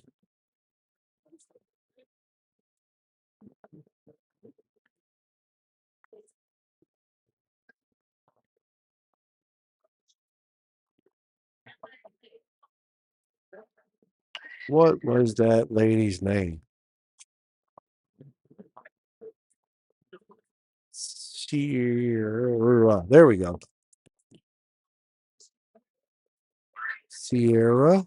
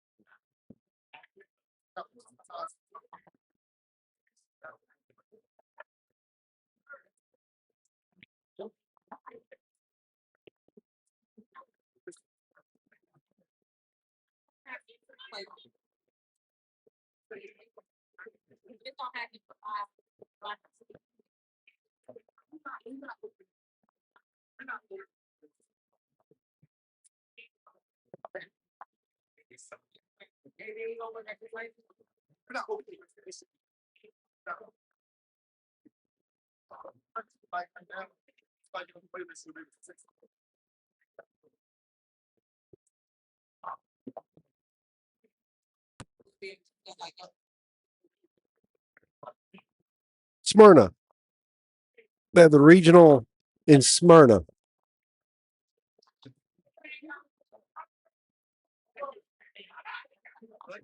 It's open to 120 bowlers, which they're never going to hit. But I think they were kind of counting on the kids tour to be kind of in a lull. The senior tour is still out there, but it's a cool thing about Smyrna. They're going to have two PBA regionals this year, regular PBA and then a PBA 50. I think the PBA 50 is after I turn 50, so I'm going back.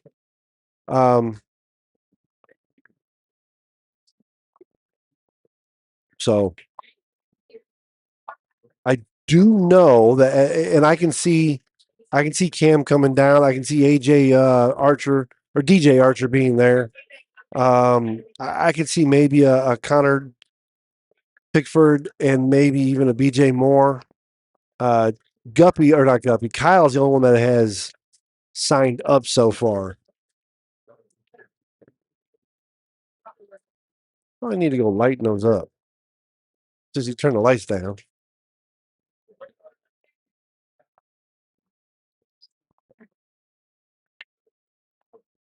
Damn, Kendrick just killed. Well, he only shot 210.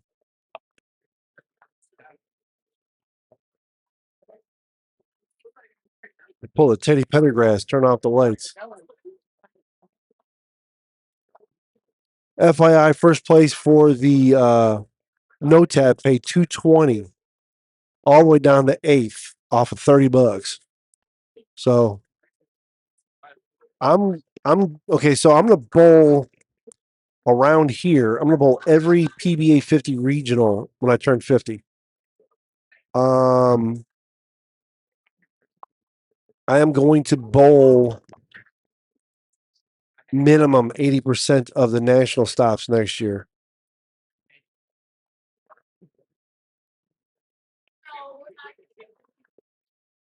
I'll bowl the World Series. I'll bowl the Masters. They haven't released the schedule yet. They won't, unfortunately, until like February next year. I'm probably not going to bowl any of the other stops because it's going to be hectic. But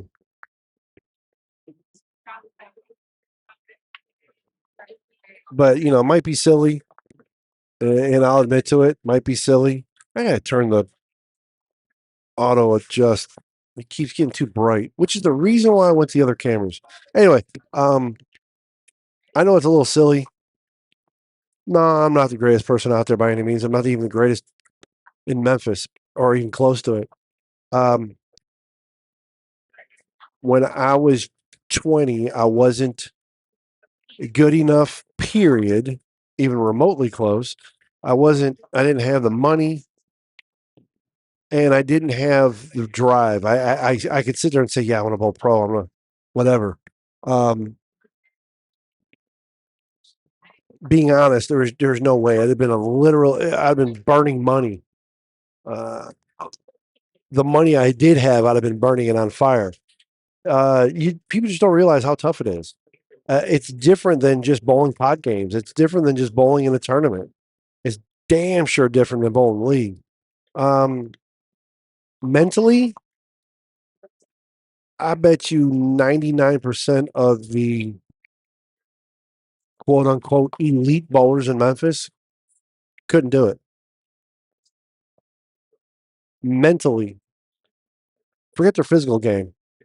Mentally, 99% of the scratch bowlers in Memphis couldn't do it.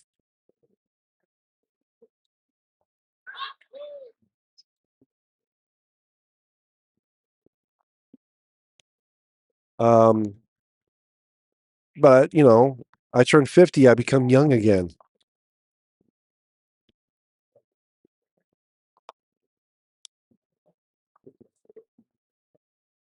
So, yeah, I'm going to bowl about 80%, depending upon where the schedules line up and whatnot. But I'm going to bowl 80% of the national stops. World Series and at least one of either the Masters and or the Open for sure. It all depends on how they.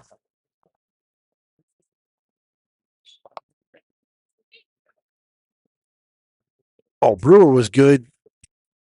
Brewer was good up till he wasn't, and what I mean by that is up till he physically had medical issues.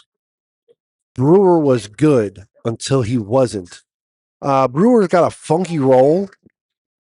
So Brewer had we'll call it a voodoo roll. Um, he had a unique role. I believe if he didn't have the responsibilities and if he had the backing, not necessarily just the money, obviously money helps. I mean support. Um, I mean, I think Brewer could have made a run at it. I really do.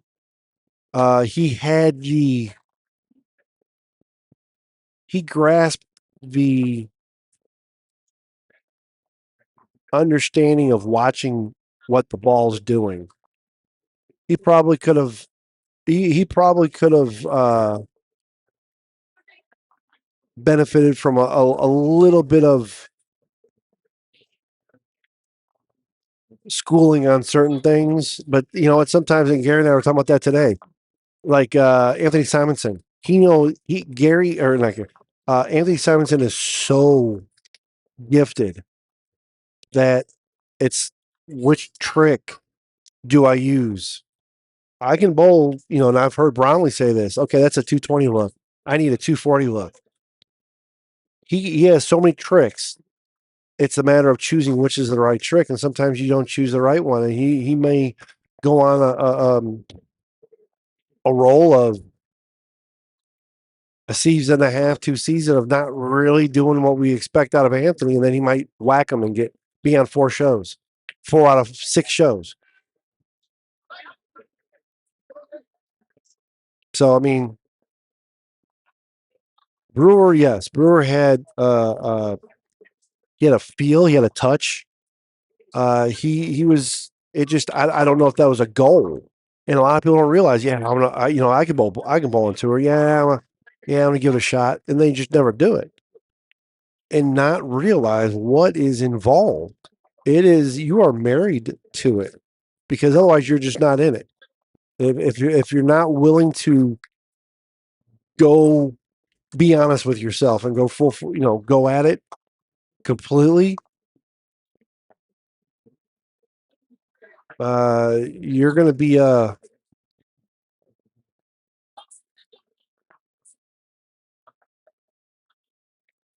you're going to be in an also ran, and you're going to be a your cashiers. You got your people who you're going to be a contributor. Chad, he was another one. Chad's probably one of the. He's up there. I would say he's probably a little bit above Brewer in the sense that he may not have been as athletic as Brewer because if I'm not mistaken, Brewer played baseball in high school. He was like really good. I don't know if he ever played collegiately, but I know he was supposedly like really good in baseball, which is obviously far more demanding physically. Um, Chad had a touch, and Chad had the brain. Uh,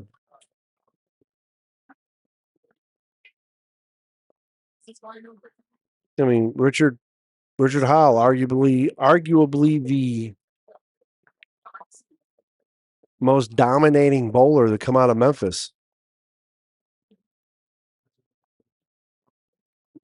He didn't go full time on tour that I'm aware of, but he made too much money like Holloman. He made way more money as an amateur than he did as a professional.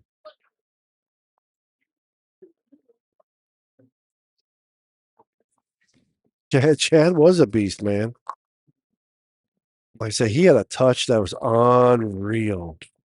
Unreal.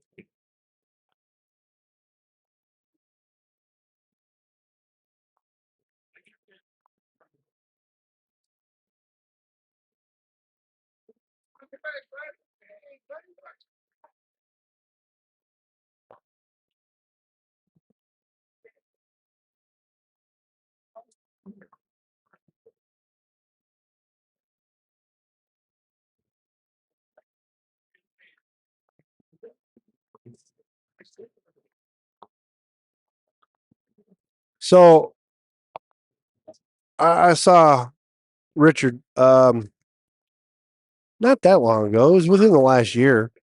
He was at that fundraiser I did for Tommy because Taco came into town, which uh thoughts and for Taco, he's had I don't know how many people follow him on Facebook. He's had a couple of medical issues. And unfortunately, he had to bury his son, which, I pray to God I never have to go through that. And I pray no one else I know has to go through that, bury their child. Um, he came up here for that and he bowled. Um, Taco did. But yeah, Richard was there. Richard just doesn't, it's done bowl. I would love to be 16 again and watch him, you know, just annihilate everybody because he was the fiercest. He was probably the most fiercest competitor I've ever seen in person. And he was just a monster.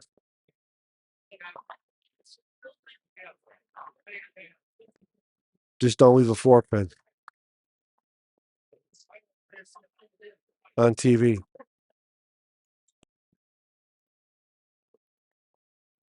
I say that I would love to have the experience of missing the four pin on television. That means I've been on television.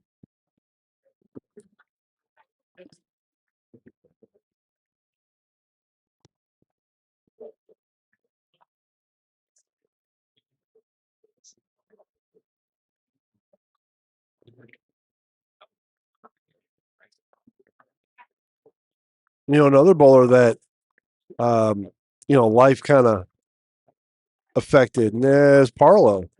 Parlo didn't have ball speed, so Parlo would have had to have played into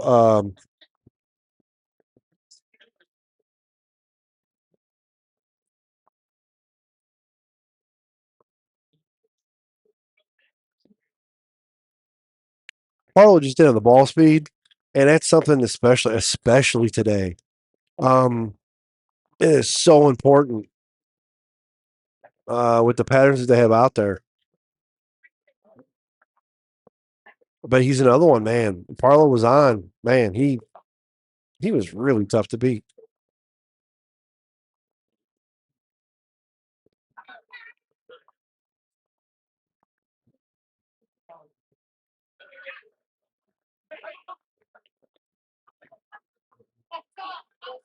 Okay, see, 61-50.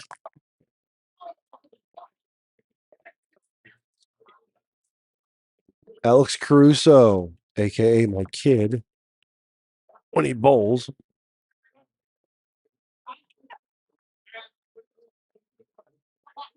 So saw him 2 weekends ago. Um, he went to the Ozarks with us. He was gonna bowl. He went and play like 18 holes, or went and play like five rounds of golf. Chris Williams, Drew, Dr. Drew, a bunch of them now went and played golf. Parlo came, hadn't seen him in at least a year. He was like, you know what, y'all, I haven't bowled in a year. The best you're going to get out of me is a 190, which would have been great because we all sucked.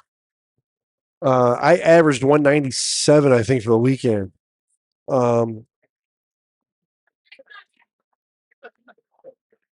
Drew bowled in his place because Drew wasn't going to bowl. He was just going to gum. But yeah, it was really good seeing Parlo. He looked real good for being an old fart. Um, it's scary to think that that guy is closer. He is closer to 60 than I am 40. I just didn't realize he was that much older than me. I told him, I says, hey, what are you doing next year? Why don't you go bowl PBA 50 with me? I think that'd be cool as shit.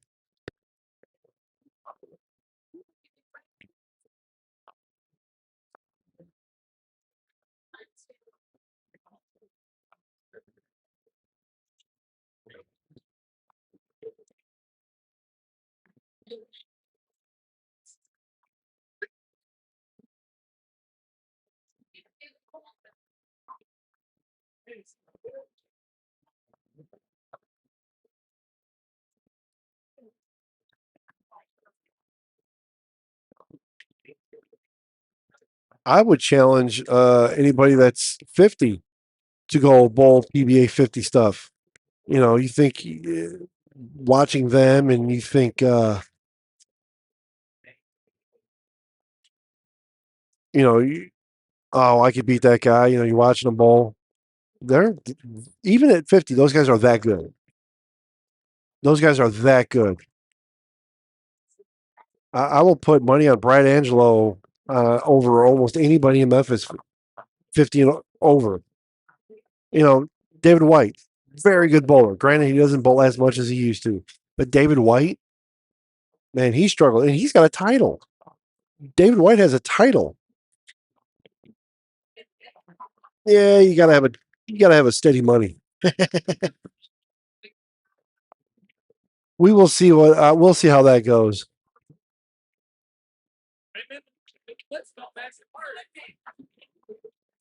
So are you talking about April or Hannah?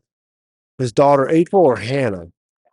Hannah apparently lives close to me in Olive Branch. Then April lives in Arkansas.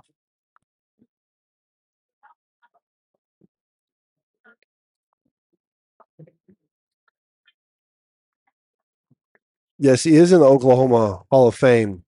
He got nominated, or he was inducted, and Aaron Martin went with, I believe, to witness him being inducted into Oklahoma Hall of Fame. See, that's a thing. That's. I'm sorry. I'm not trying to take away from anybody that's been elected to the Memphis Hall of Fame. It is what it is.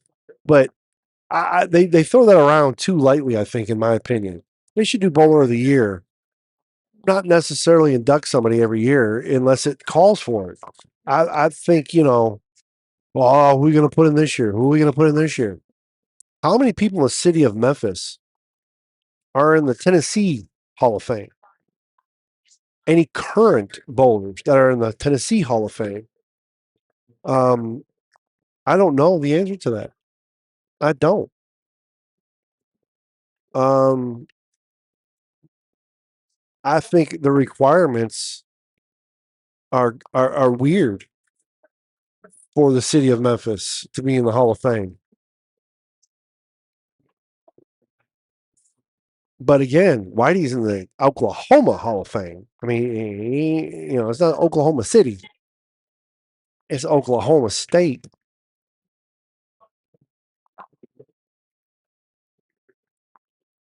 I just think that's just, really cool.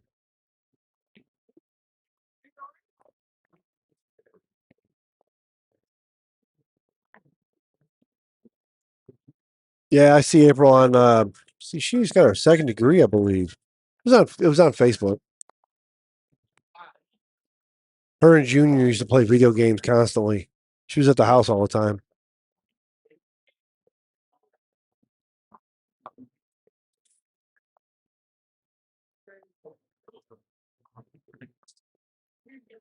Hmm.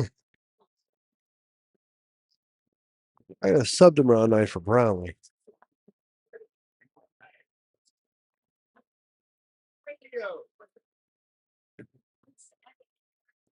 Is it raining? Or is that just left the gym? Oh, okay.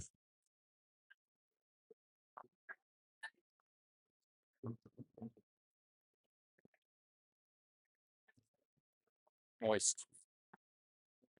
It looks it.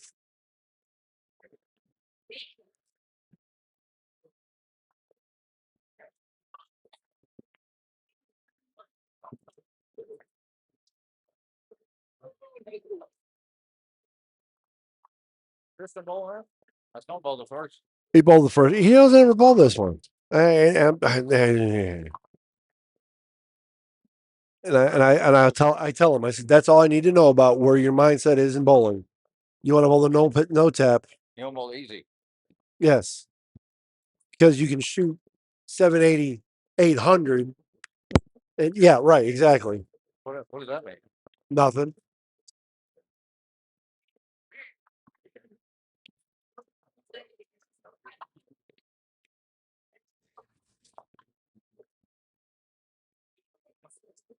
Yeah, he had Carl going into the 10th frame.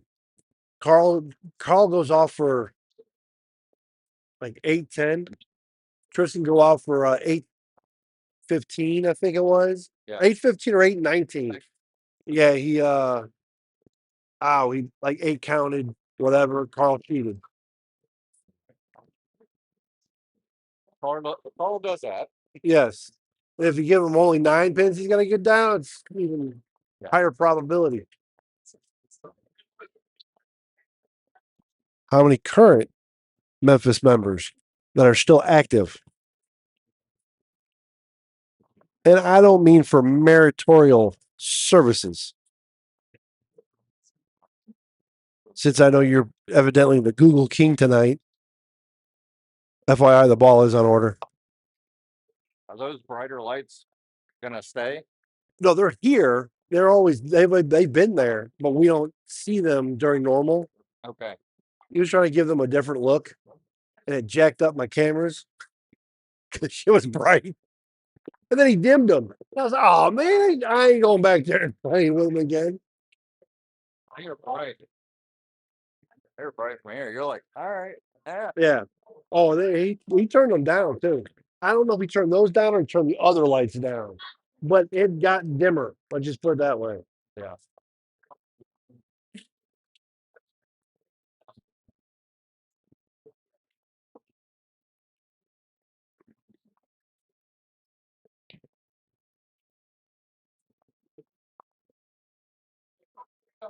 first ballot All-Star or Hall of Famer in Memphis is going to be Gary Faulkner. And I argue anybody to differ that. And I say that because he's the only bowler currently in history that has won junior gold, anchored a team and won collegiate national title, and as a major. If they didn't have that goofy rule by 40, he'd be in it right now. He accomplished more in bowling before he was 30 than I think four of us combined will before we die. See you later, sir.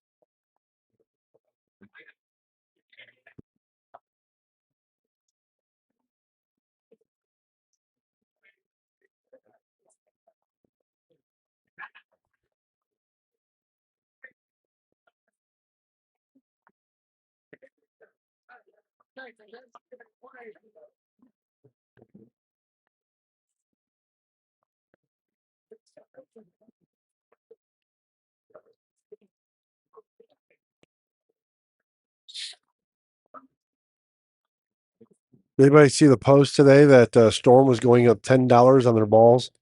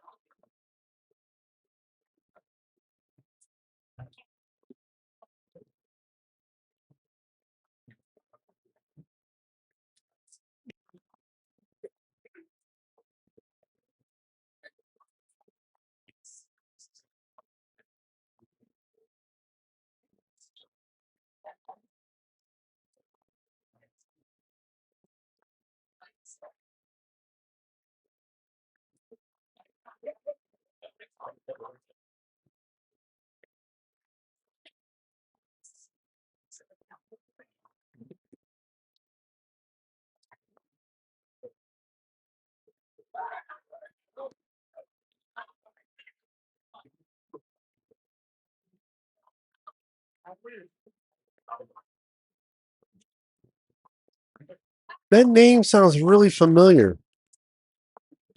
It sounds familiar, but I can't place it. Doesn't her and her husband bowl like Bartlett mostly?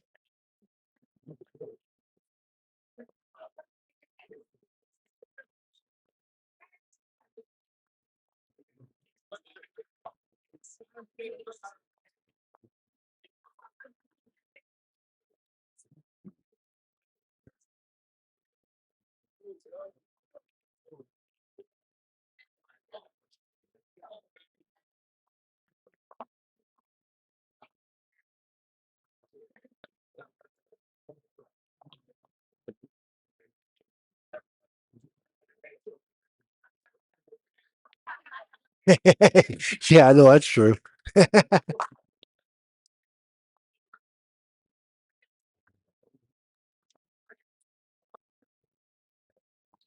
Yeah, I'm not familiar. Like I say, I think it's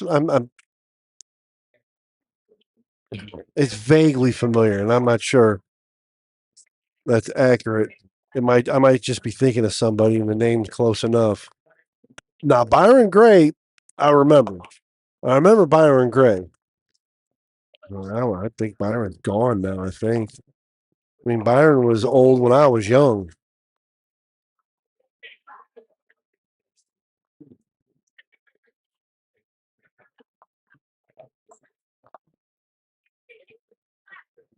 I remember Byron.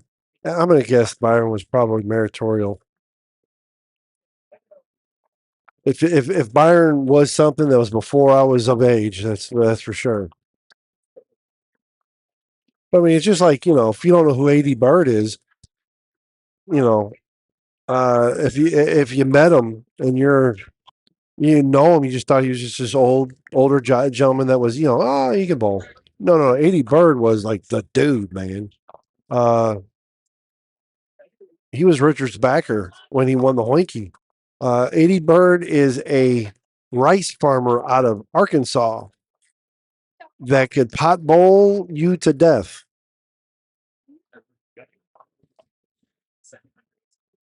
Old Parvin.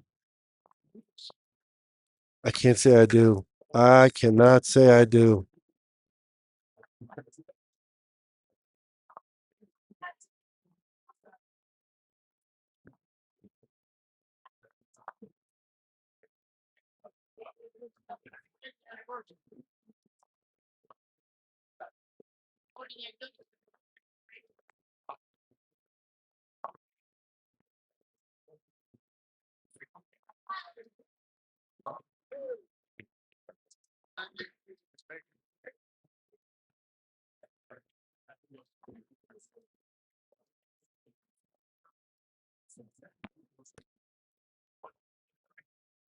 Eddie Munster. Oh, so you look like the dude from Texas, the senator from Texas.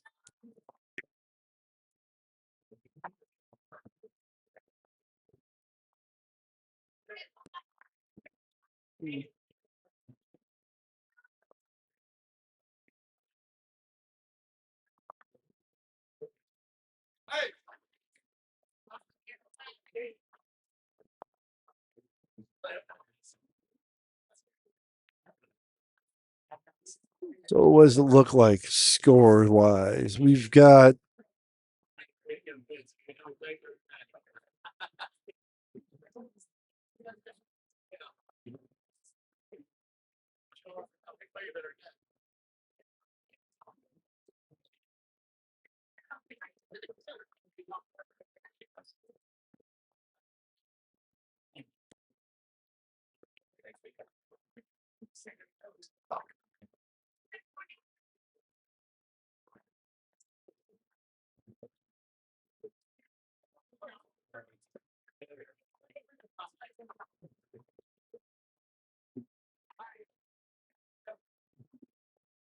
Michael House with, well, that can't be right.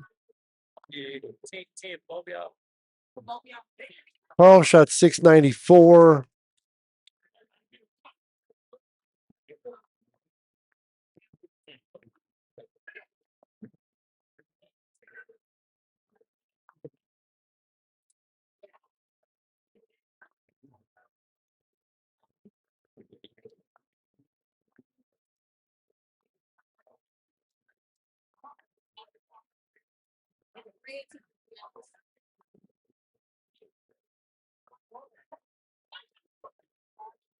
Yeah, I don't. So a lot of those guys bowled Imperial, and I didn't bowl the Imperial like that. So I'm not.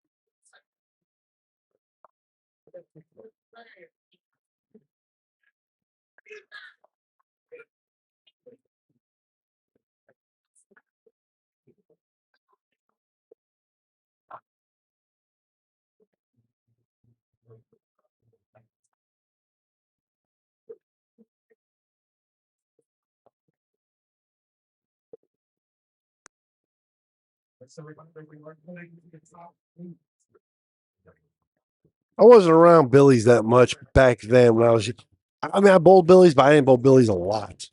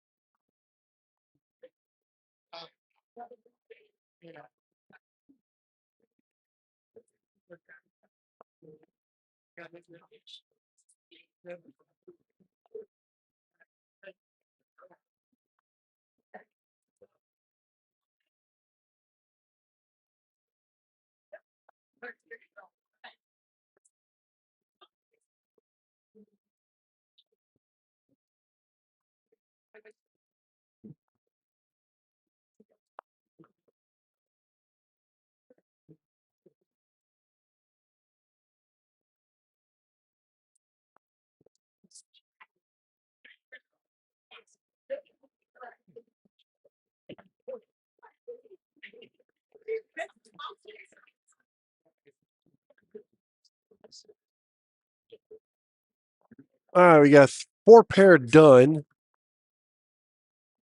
Got a couple other pair finishing up.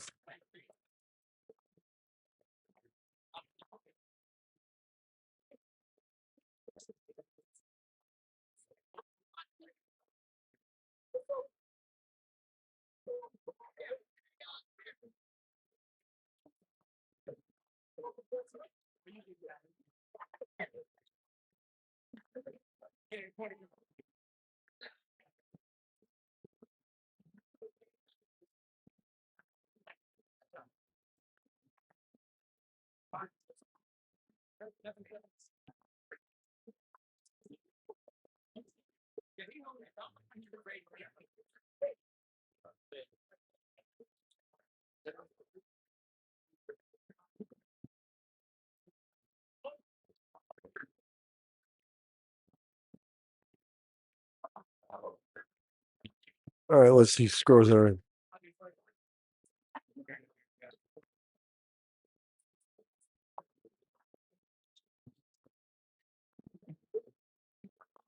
All right, your leader currently is Garrett Brown with a 776 with handicap. Oh my word!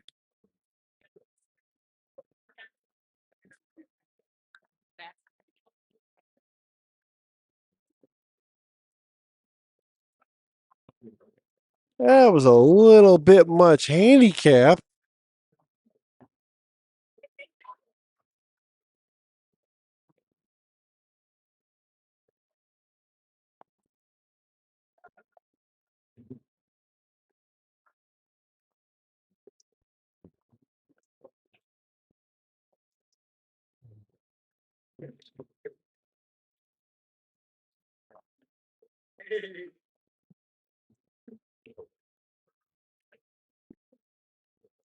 He did shoot 716, but he shot 730, I think it was, or 30 in the no tap.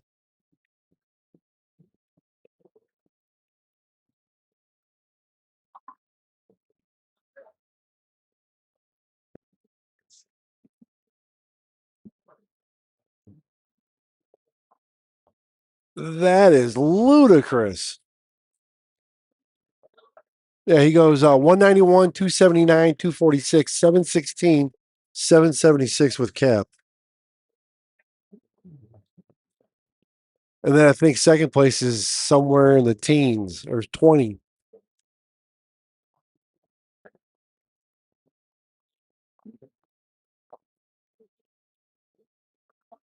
But if you watch the bowl, he had quite a bit go Brooklyn. And he spared about as well as Helen Keller does on a bad day. Adam Biffle is 5th with a 705. So chances are he will be first.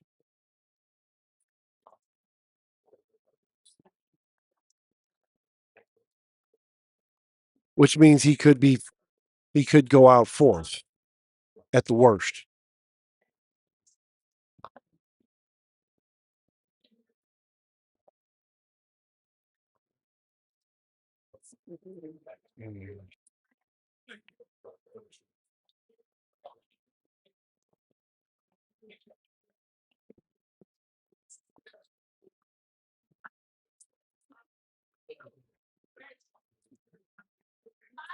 So eighth right now is Mark Partee with a 695.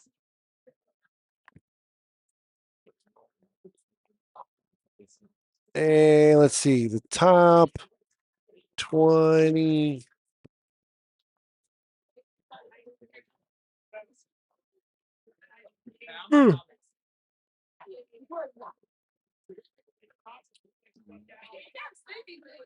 Top 27 have scores. So we still have 10 to go.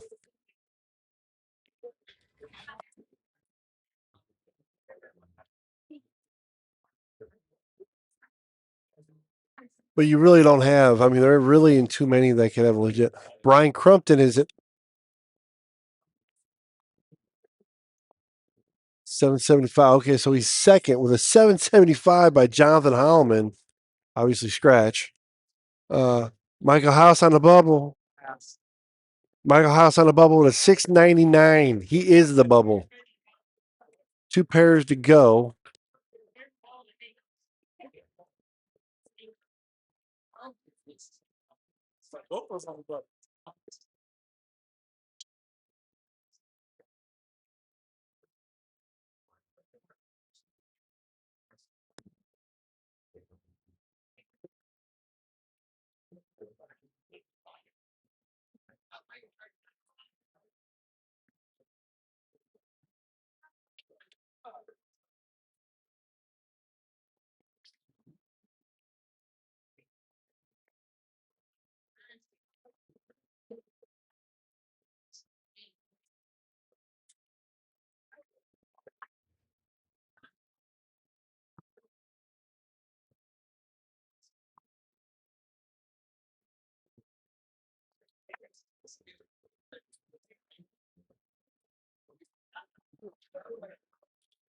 Yeah, I love bowling here, but bowling here makes you think you're good.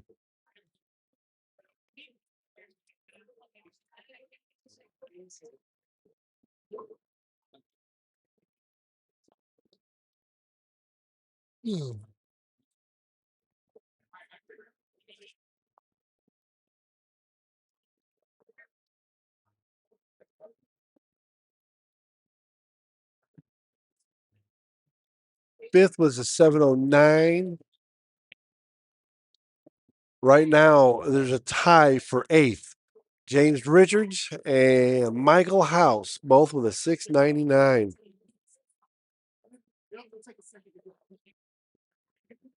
No, might. It will. It'll change it for kids, people who swing it. Straighter will definitely be greater.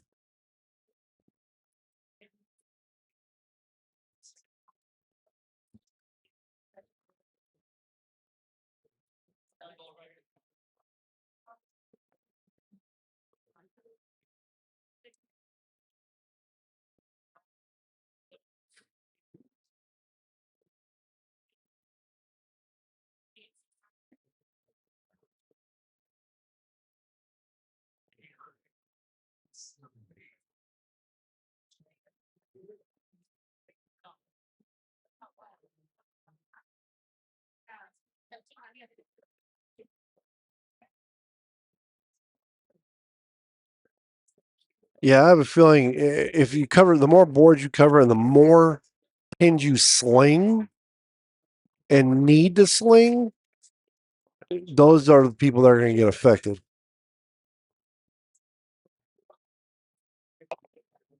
Uh, 901 has them now. Go bowl. Go bowl.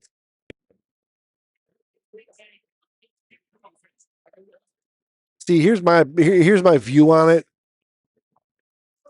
People are go 775 in third to 710 in fourth. Good God, 65 pins. So here's my take on it. You can control the pocket. The house can. So I can't control. When I say I can't control, USB-C can't control what they put out. The house puts out. USB-C can't control a lot of stuff that the house has. They can't control their lane machine, how accurate their lane machine is. Maybe their lane machine can't put out certain patterns. So what? They won't. I mean, you'll see 710s will drop. 4.9s might not. 710s will drop. Big fours will drop. I don't know about a 4.9. Anything under that, I think, is going to be close to the same. And this is, I don't have proof. Oh, Ladarius Stevens is now eighth with a 701. Eighth is 701. So I don't think it's going to affect your baby split. I don't think it's going to affect. I don't think it's going to affect your 5.7. And here's why I say it's not going to affect the 5.7. Brooklyn at State left it 3 pitches in a row and converted 2 of them. So I don't think it's going to convert. It's going to affect your 5.7s. But here's what I'm saying. You have the opportunity. So you're going to have a rack that is the same every single time, assuming nothing has broken. So your racks are going to be identical, as opposed to, I'm going to re-rack that because that's a terrible rack. It's all spot in the 2-pin or whatever. No. They're going to be identical. But what you can control is the string length. And I think if they're smart, this is my opinion, you run a tournament on, I don't know the numbers. We'll just say 55 inches. We're going to run a tournament on 57 inches. You're going to run a tournament on 52 inches. There's a number variable where you can sit there and dictate how big the pocket gets. Forget the oil pattern. Make the oil pattern the easiest oil pattern in the world. But now I'm going to dictate the pocket. Sure, I can throw pins around, but if the pocket's small, you better throw them around, in a finite space. That's my opinion.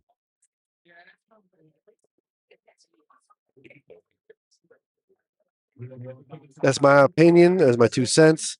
I think if USB-C and even the PBA, if they play their cards right, they can not say legitimize, but they can put a little integrity back into it because I can guarantee you the pocket. I can guarantee the rack. I can guarantee so many things. I can guarantee that you have got to be accurate at an angle to consistently score. I'm going to go move cameras. I'll be right back.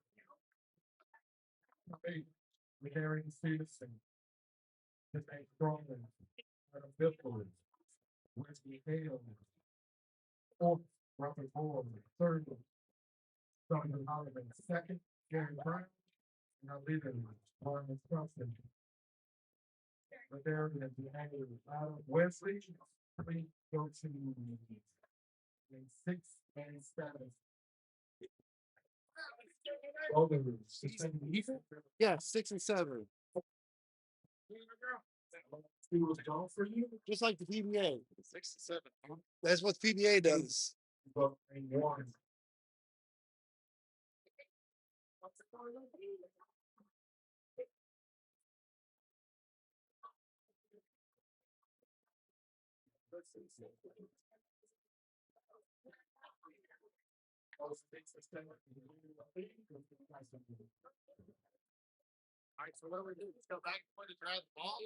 Yeah, just like a PBA. If you ever pay attention, that's what they do. It looks weird. That's what they do.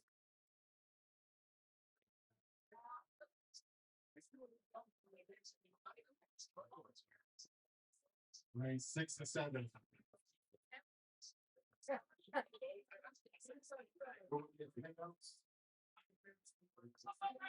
A couple of minutes.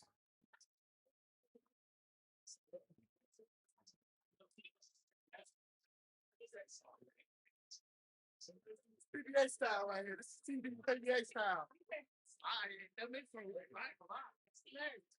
Y'all know how to do stuff out of work. All right, so let me get this straightened out. So we've got camera angle. Everybody gets to talk. So one side of it. It's like me. It's all the same person. I don't care what language it is. Thank you.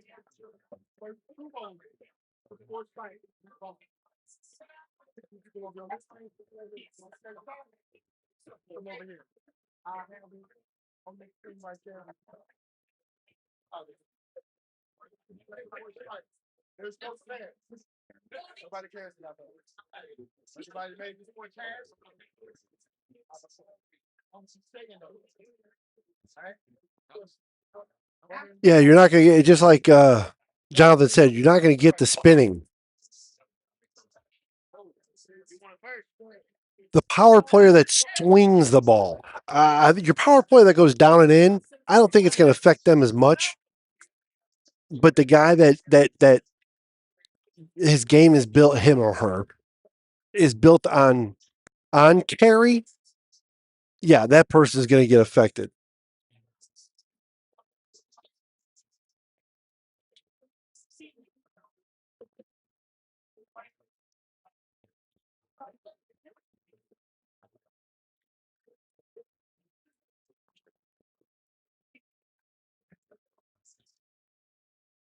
Let me see if I can lighten that up a little. I'll be right back.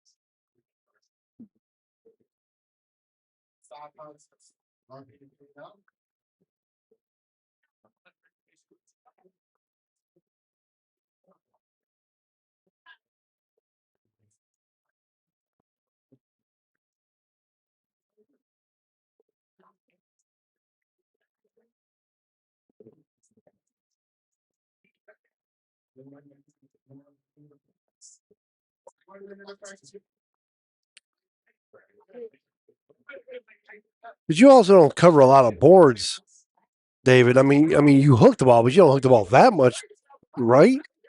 Um, you don't. You're not banking 7 standing on 35.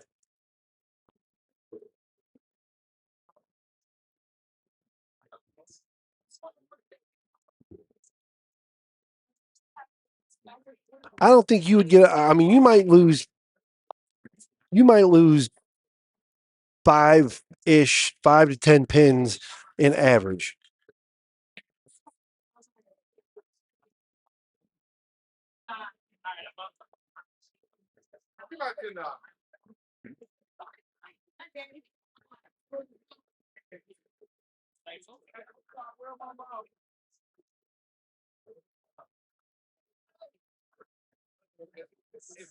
And see, Mike Williams. I don't think Michael. I don't think Mike's average would change. Will change a bit.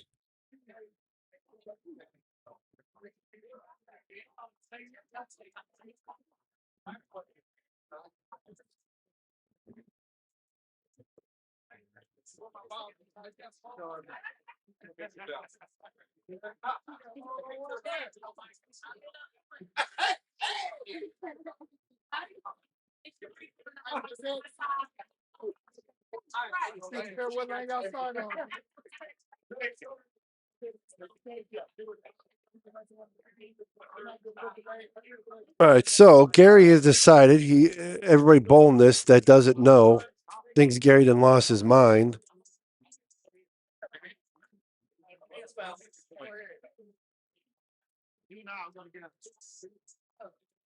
He's bowling. He's doing it like the PBA.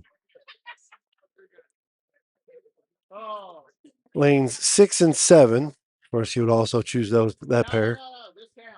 Pairing.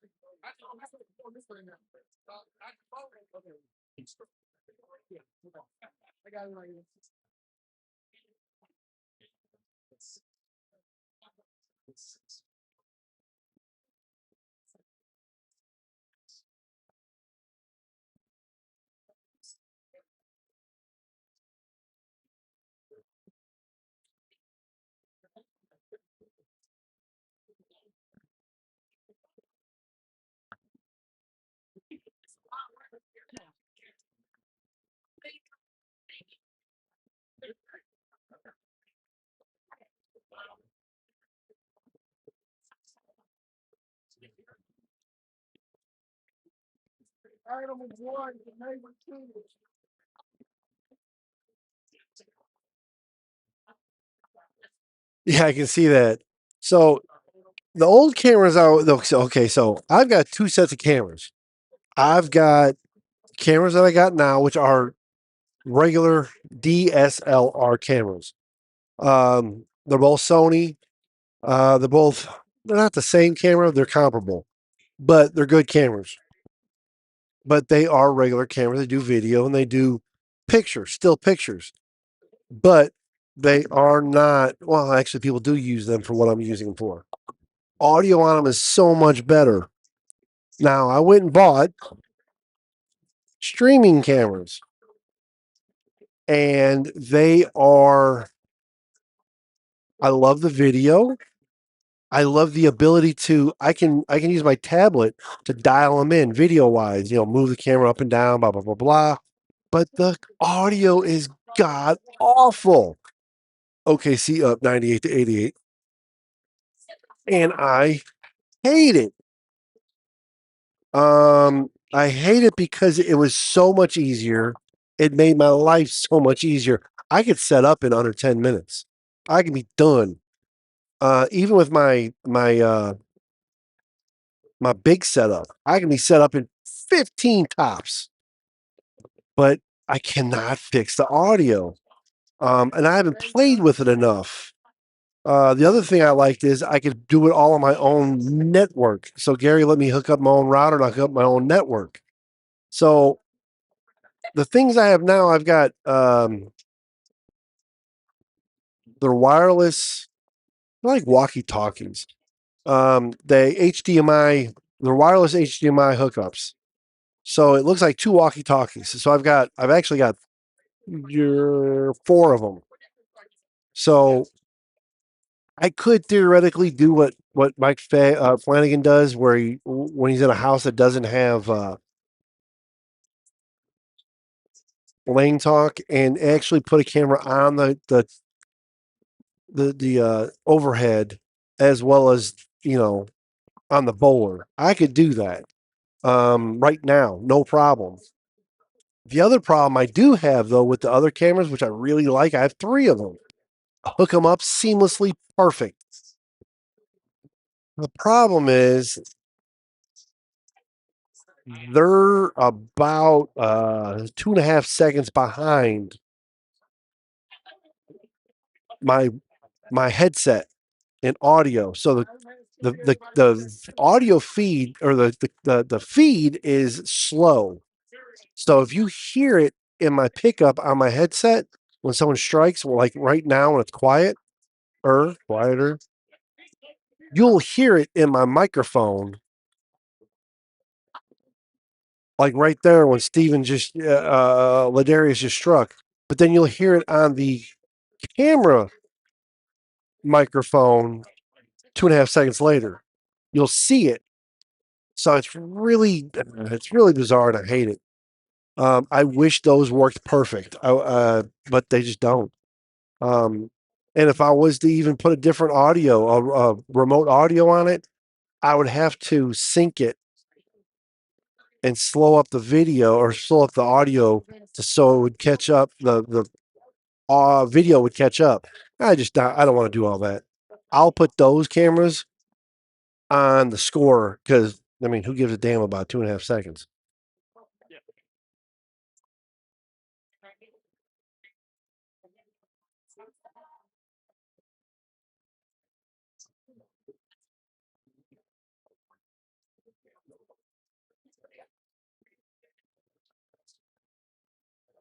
Not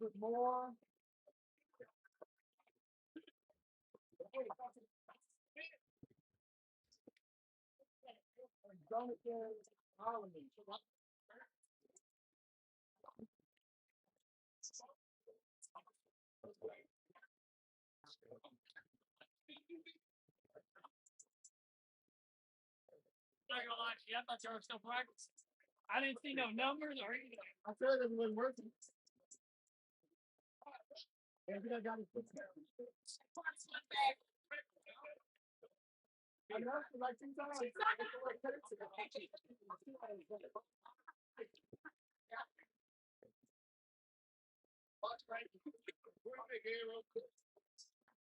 So, 2 shots on the front.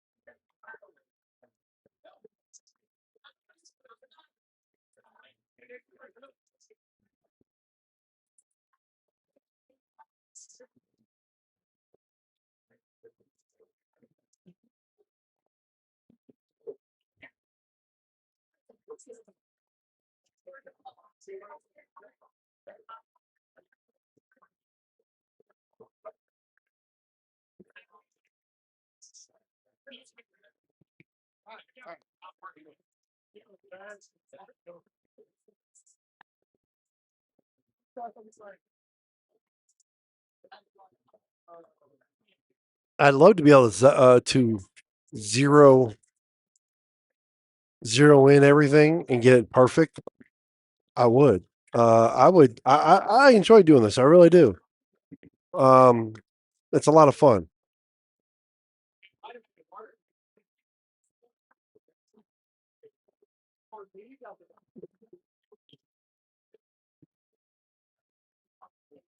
All right, so their next four bowlers. So Adam Biffle and Danae advanced.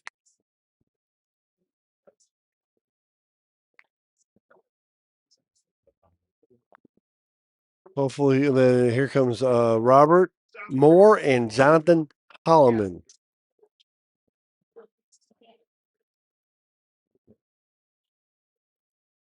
Then your last two bowlers are Brian Crumpton and Garrett Brown.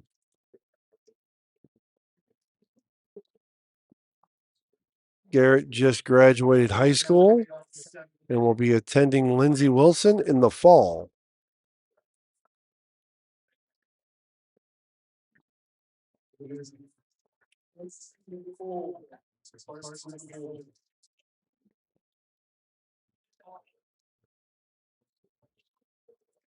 Yeah, I will be. I will be bowling them. I don't agree with bowling and stuff you run, but I'll be bowling them not every Thursday. I won't be bowling them next. I will not bowl it next Thursday because I leave for Smyrna, and I'm still trying to nurse my shoulder. I'll be leaving for Smyrna in the morning. She's supposed to bowl Tennessee Top 5 Friday, and then I got practice Friday, and then squad bowls Saturday morning. Yes, I will be out there for most of them.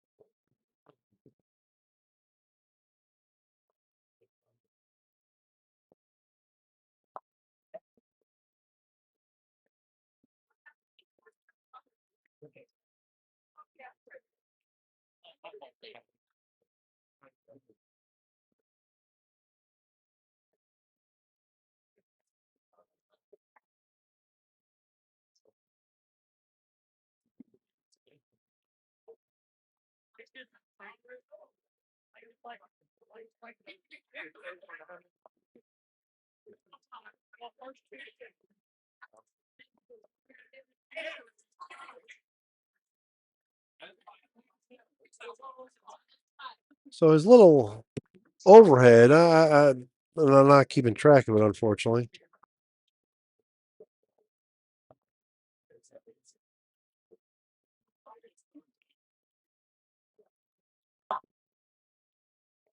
So I can't keep track of. There we go.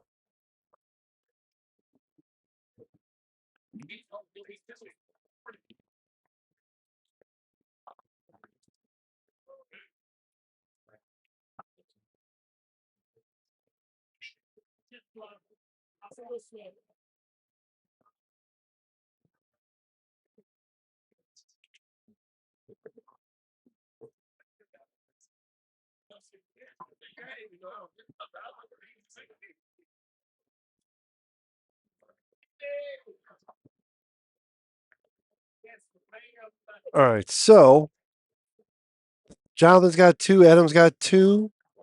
And Danae and Robert are yet to get on the board.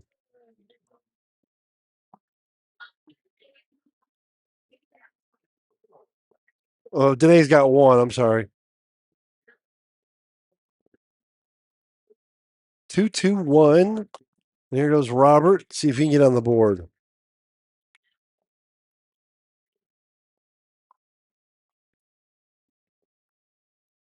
Oh, he's on the board. So he got 2-2-1-1.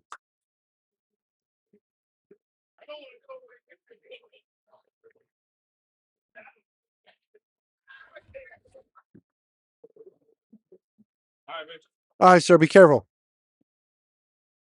There goes Danae. Did she carry? She did.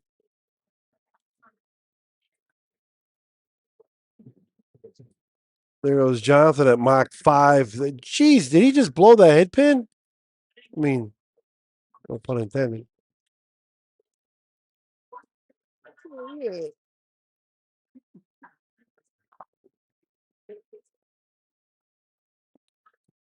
Did Adam crumble that? Adam's got 2.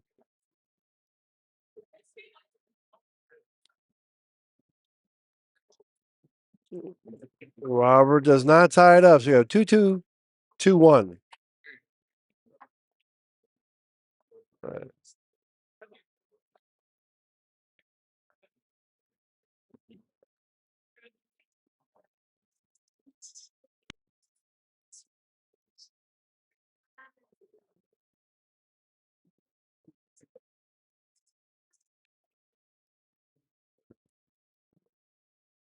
They bowled really well today, so would not be a shock if she made it to the next round. It really wouldn't be. She bowled very well.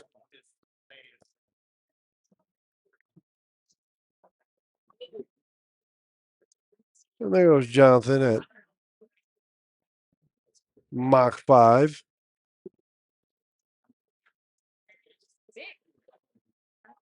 So have 3, 2, 2.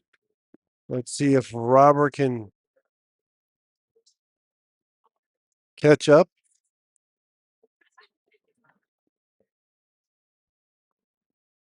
He cannot.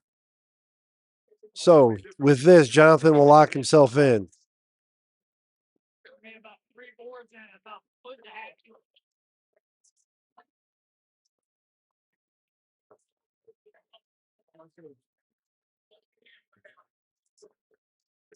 And then he's trying to catch.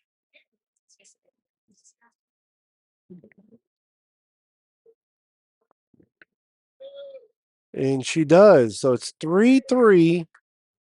Here goes Jonathan for 4. Through the nose. He completely blows by the head pin, the 1-5, 1-2-5, and now he goes through through the beak.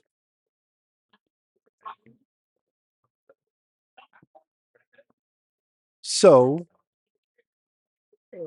Adam, did Adam?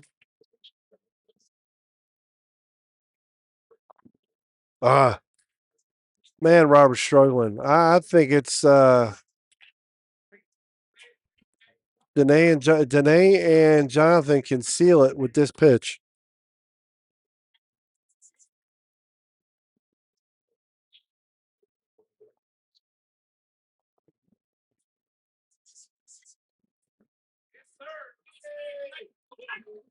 Oh,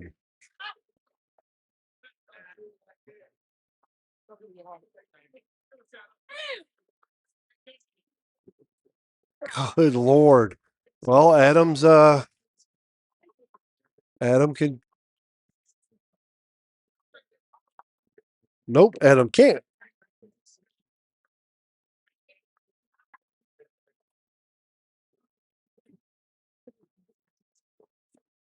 Roberts, yeah, he's holding on by a thread. The thread keeps getting smaller and smaller. All right, here goes Jonathan and Danae one more time.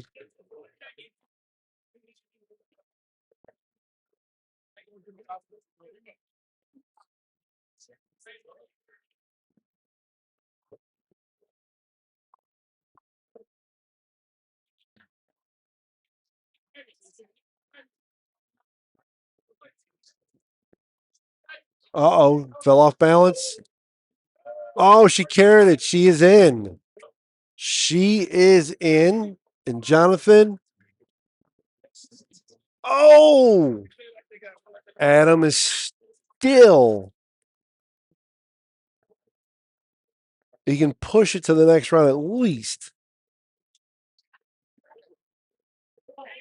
A solid 8 pin. There you go, Chris. Wrap 8. Wrap 8.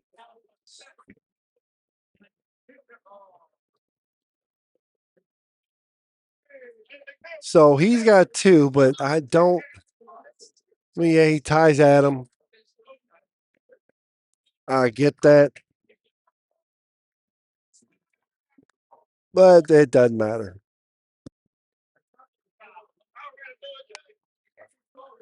We are on to the next round. Jonathan with 4. The other 2 didn't matter. All right, so next round. So Brian Crompton comes in, and so does Garrett Brown. Again, it is still the first 2 4. First 2 to 4.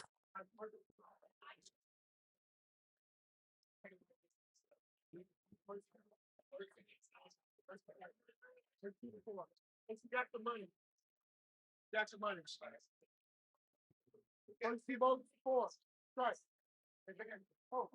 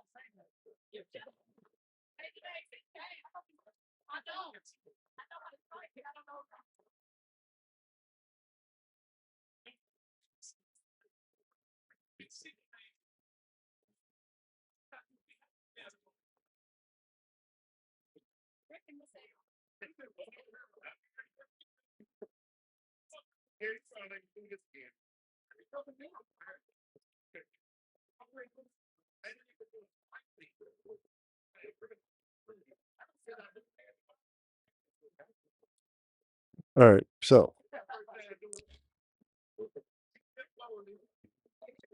they will get a little bit of a warm up, and then we'll go on again. First to 4. I'm not familiar with Brian at all. He's apparently from Tupelo. Don't know him at all. And of course, most people in Memphis are familiar with Garrett.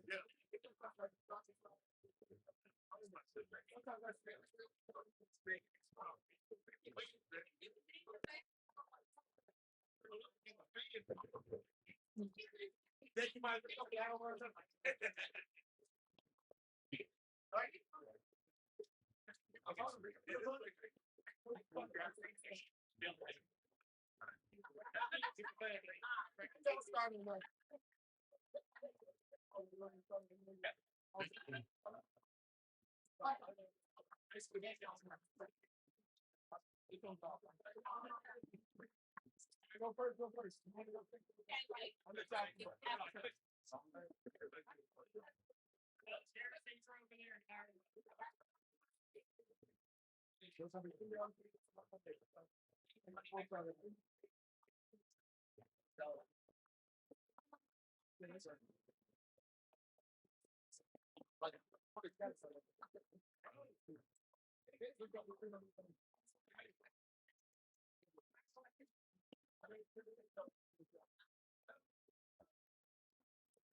Garrett shot games of got like 279, 240 something.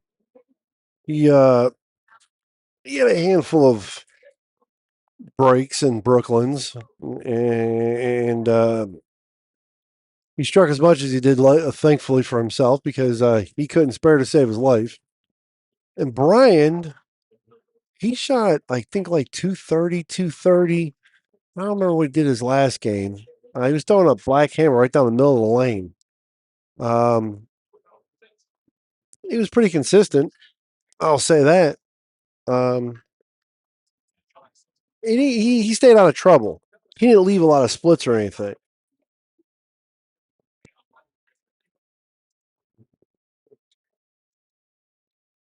So after round one, we have 3 1s and a 0 starting round 2.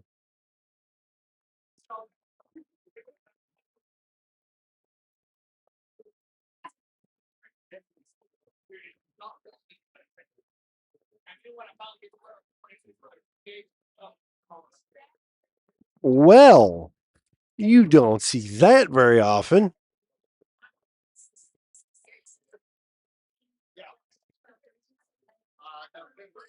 All right, here goes Danae.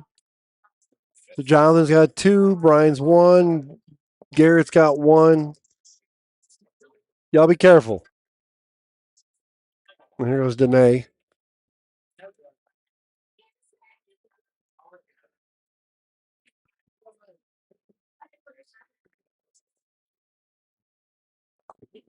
Oh, shit. Oh. That is horrible. Wrap 9. So Jonathan with a lead, 2-1-1-1. Next round. Ouch. That was ugly.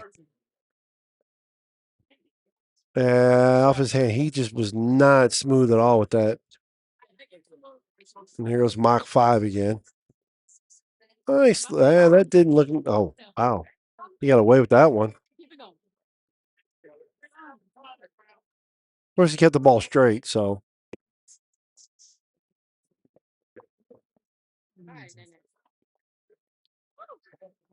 Looks like Jonathan's going to cruise on into the finals. It's going to be a race to.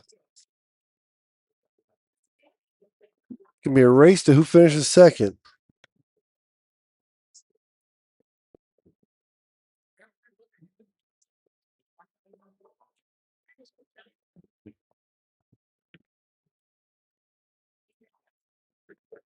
Yeah. All right, start the next round.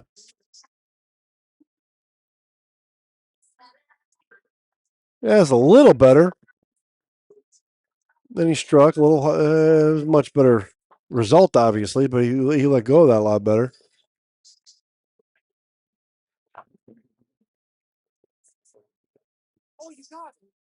His first kink in the armor.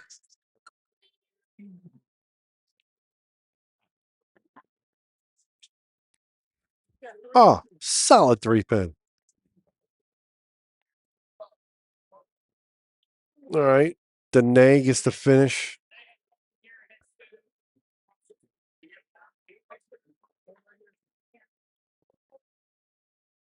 Danae throws the last ball for this round.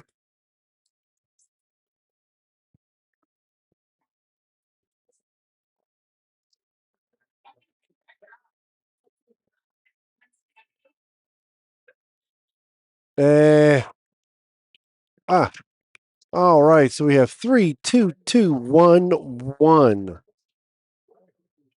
Garrett to tie Jonathan. That was better. It was a better release. He got the ball, kept the ball underneath him as opposed to getting it away from him, which he's been doing a lot of lately. And we are in. Jonathan is on to the next round. And here goes Brian, who's been struggling. I don't know if it's the way he throws the ball that he's further left than he usually gets, but there he's got 2. So him and Garrett are tied. Danae can go up 1.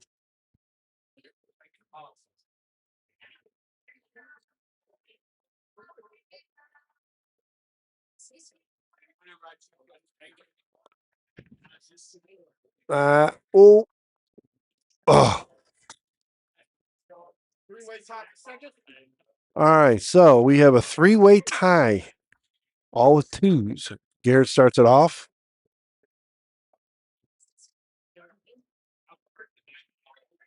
He does that little thing with his hand where he fans it again. He's got three.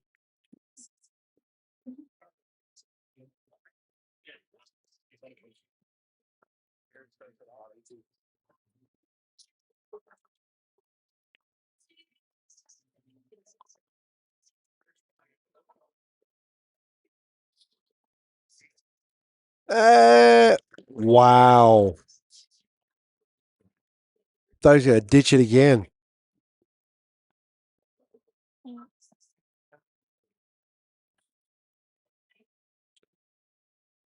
Yeah, that's why he carried.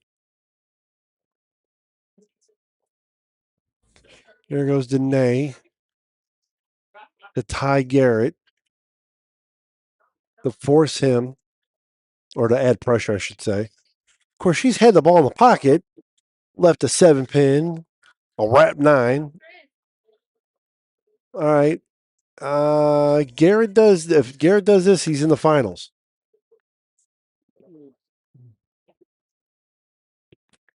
Oh, he just, I don't even know what you call that. Just kind of into the lane. He didn't relax. All right, there's Brian to tie.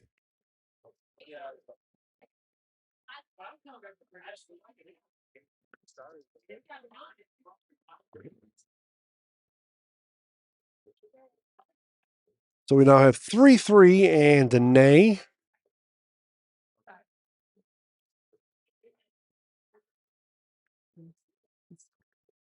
Danae can make it a 3-way tie.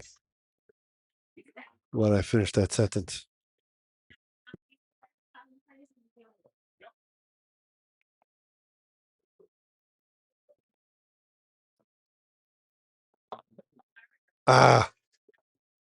She has suffered from well,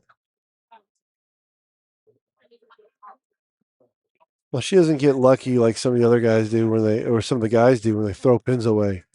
Yeah, he did the fan thing again, but he struck every time in the left. I believe he struck every time in the left lane. I might be wrong on that. He's throwing it better 2 out of the 3. So he is at least guaranteed to. Well, he's forced Brian to strike. Danae is out. Brian has to strike here. I don't know that he struck on this lane. And that's not going to strike. Unless he backdoor Johnny'd it. All righty. Finals. Jonathan Holloman versus Garrett Brown.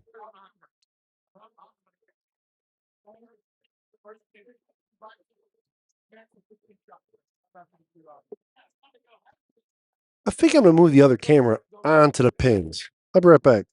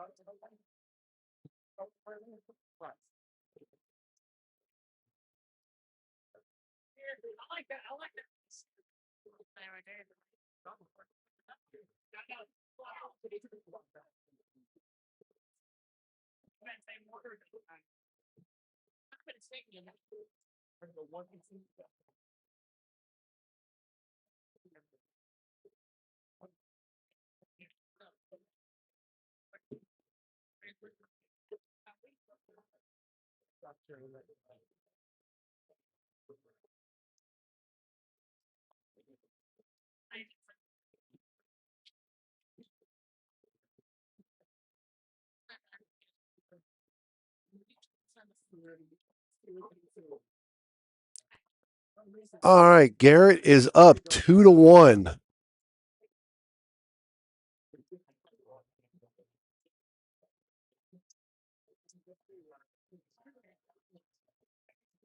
Laid like a rug. Well, his hair's not, that's for sure. So, oh,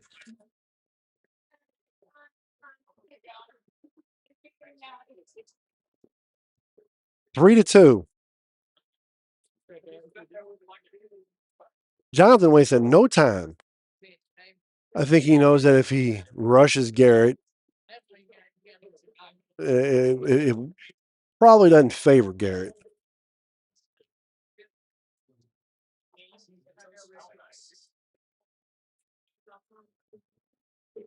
I believe that was his first miss on that lane.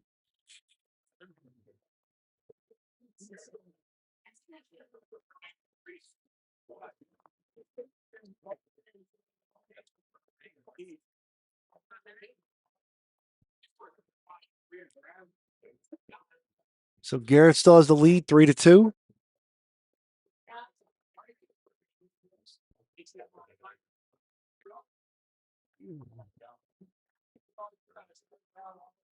Yeah, I like the second camera view when it zooms in.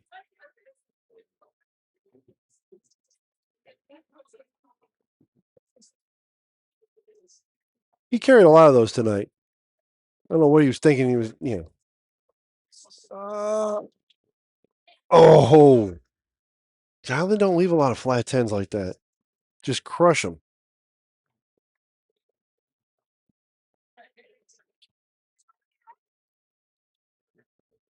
Still 3-2 in favor of Garrett.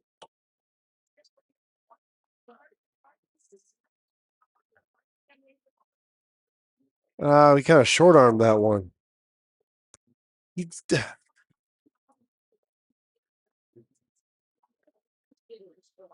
We'll just say he Elmer Fudd that one. Oh, what's he doing here? I didn't see. Oh, that is ugly. Just crumbles the 4-9. I didn't anticipate seeing Jonathan wheel it a little. We are tied at 3 apiece. Oh, he just threw that even worse, and he got the same result.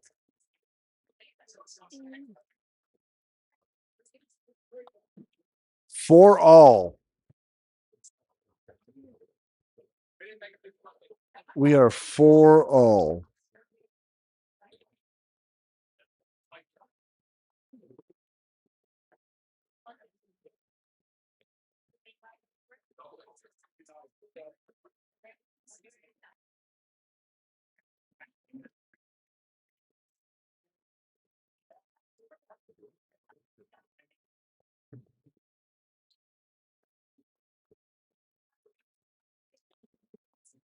I don't know if I mean Jonathan does do the loft. I'm not 100% positive that was on purpose.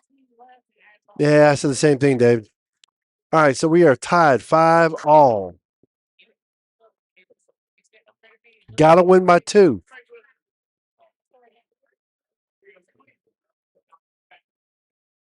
Well, that was a little bit better. Ooh, that's actually not a bad ball.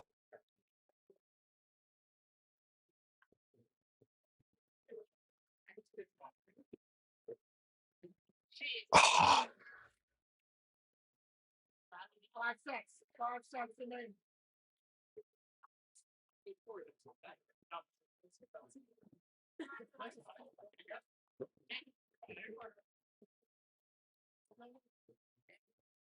Take your time. That wasn't terrible.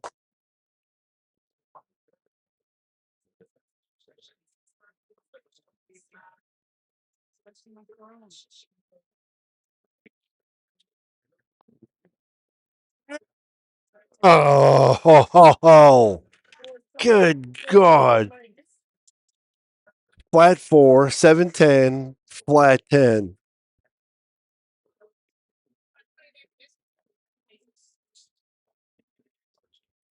All right, Garrett, take your time. Chill.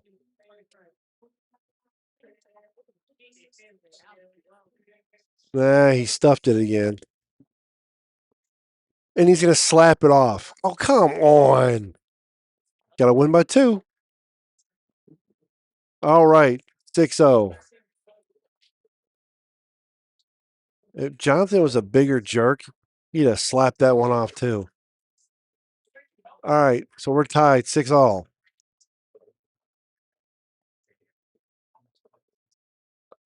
At least 2 of the 6 have gone through the beak. That was better. Maybe he might have thrown it slower, but his release was better.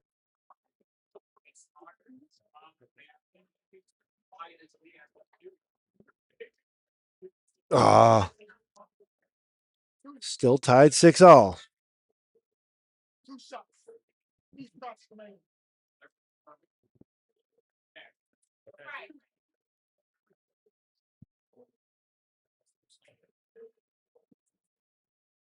Relax, take your time, don't rush. Oh, that wasn't too bad.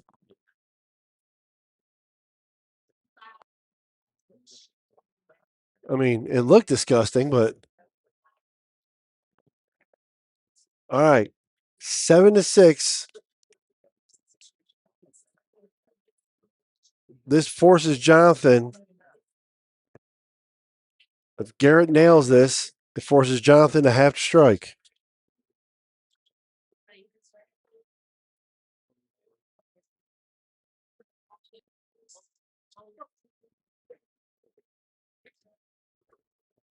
I will say that was actually a really, really good ball.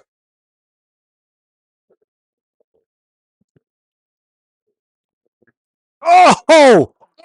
Oh! Rap 8! Oh! I know how that feels. Trust me. I guess that's good.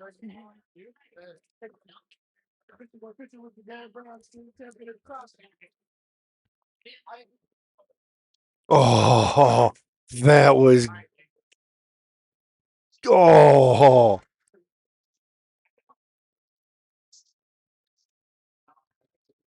Well, that was fun.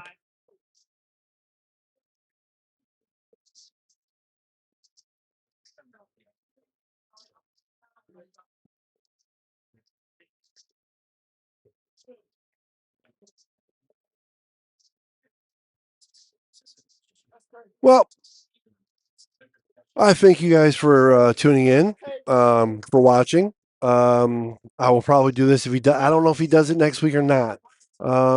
Is this supposed to be the last? Because of the pins and all, we'll see.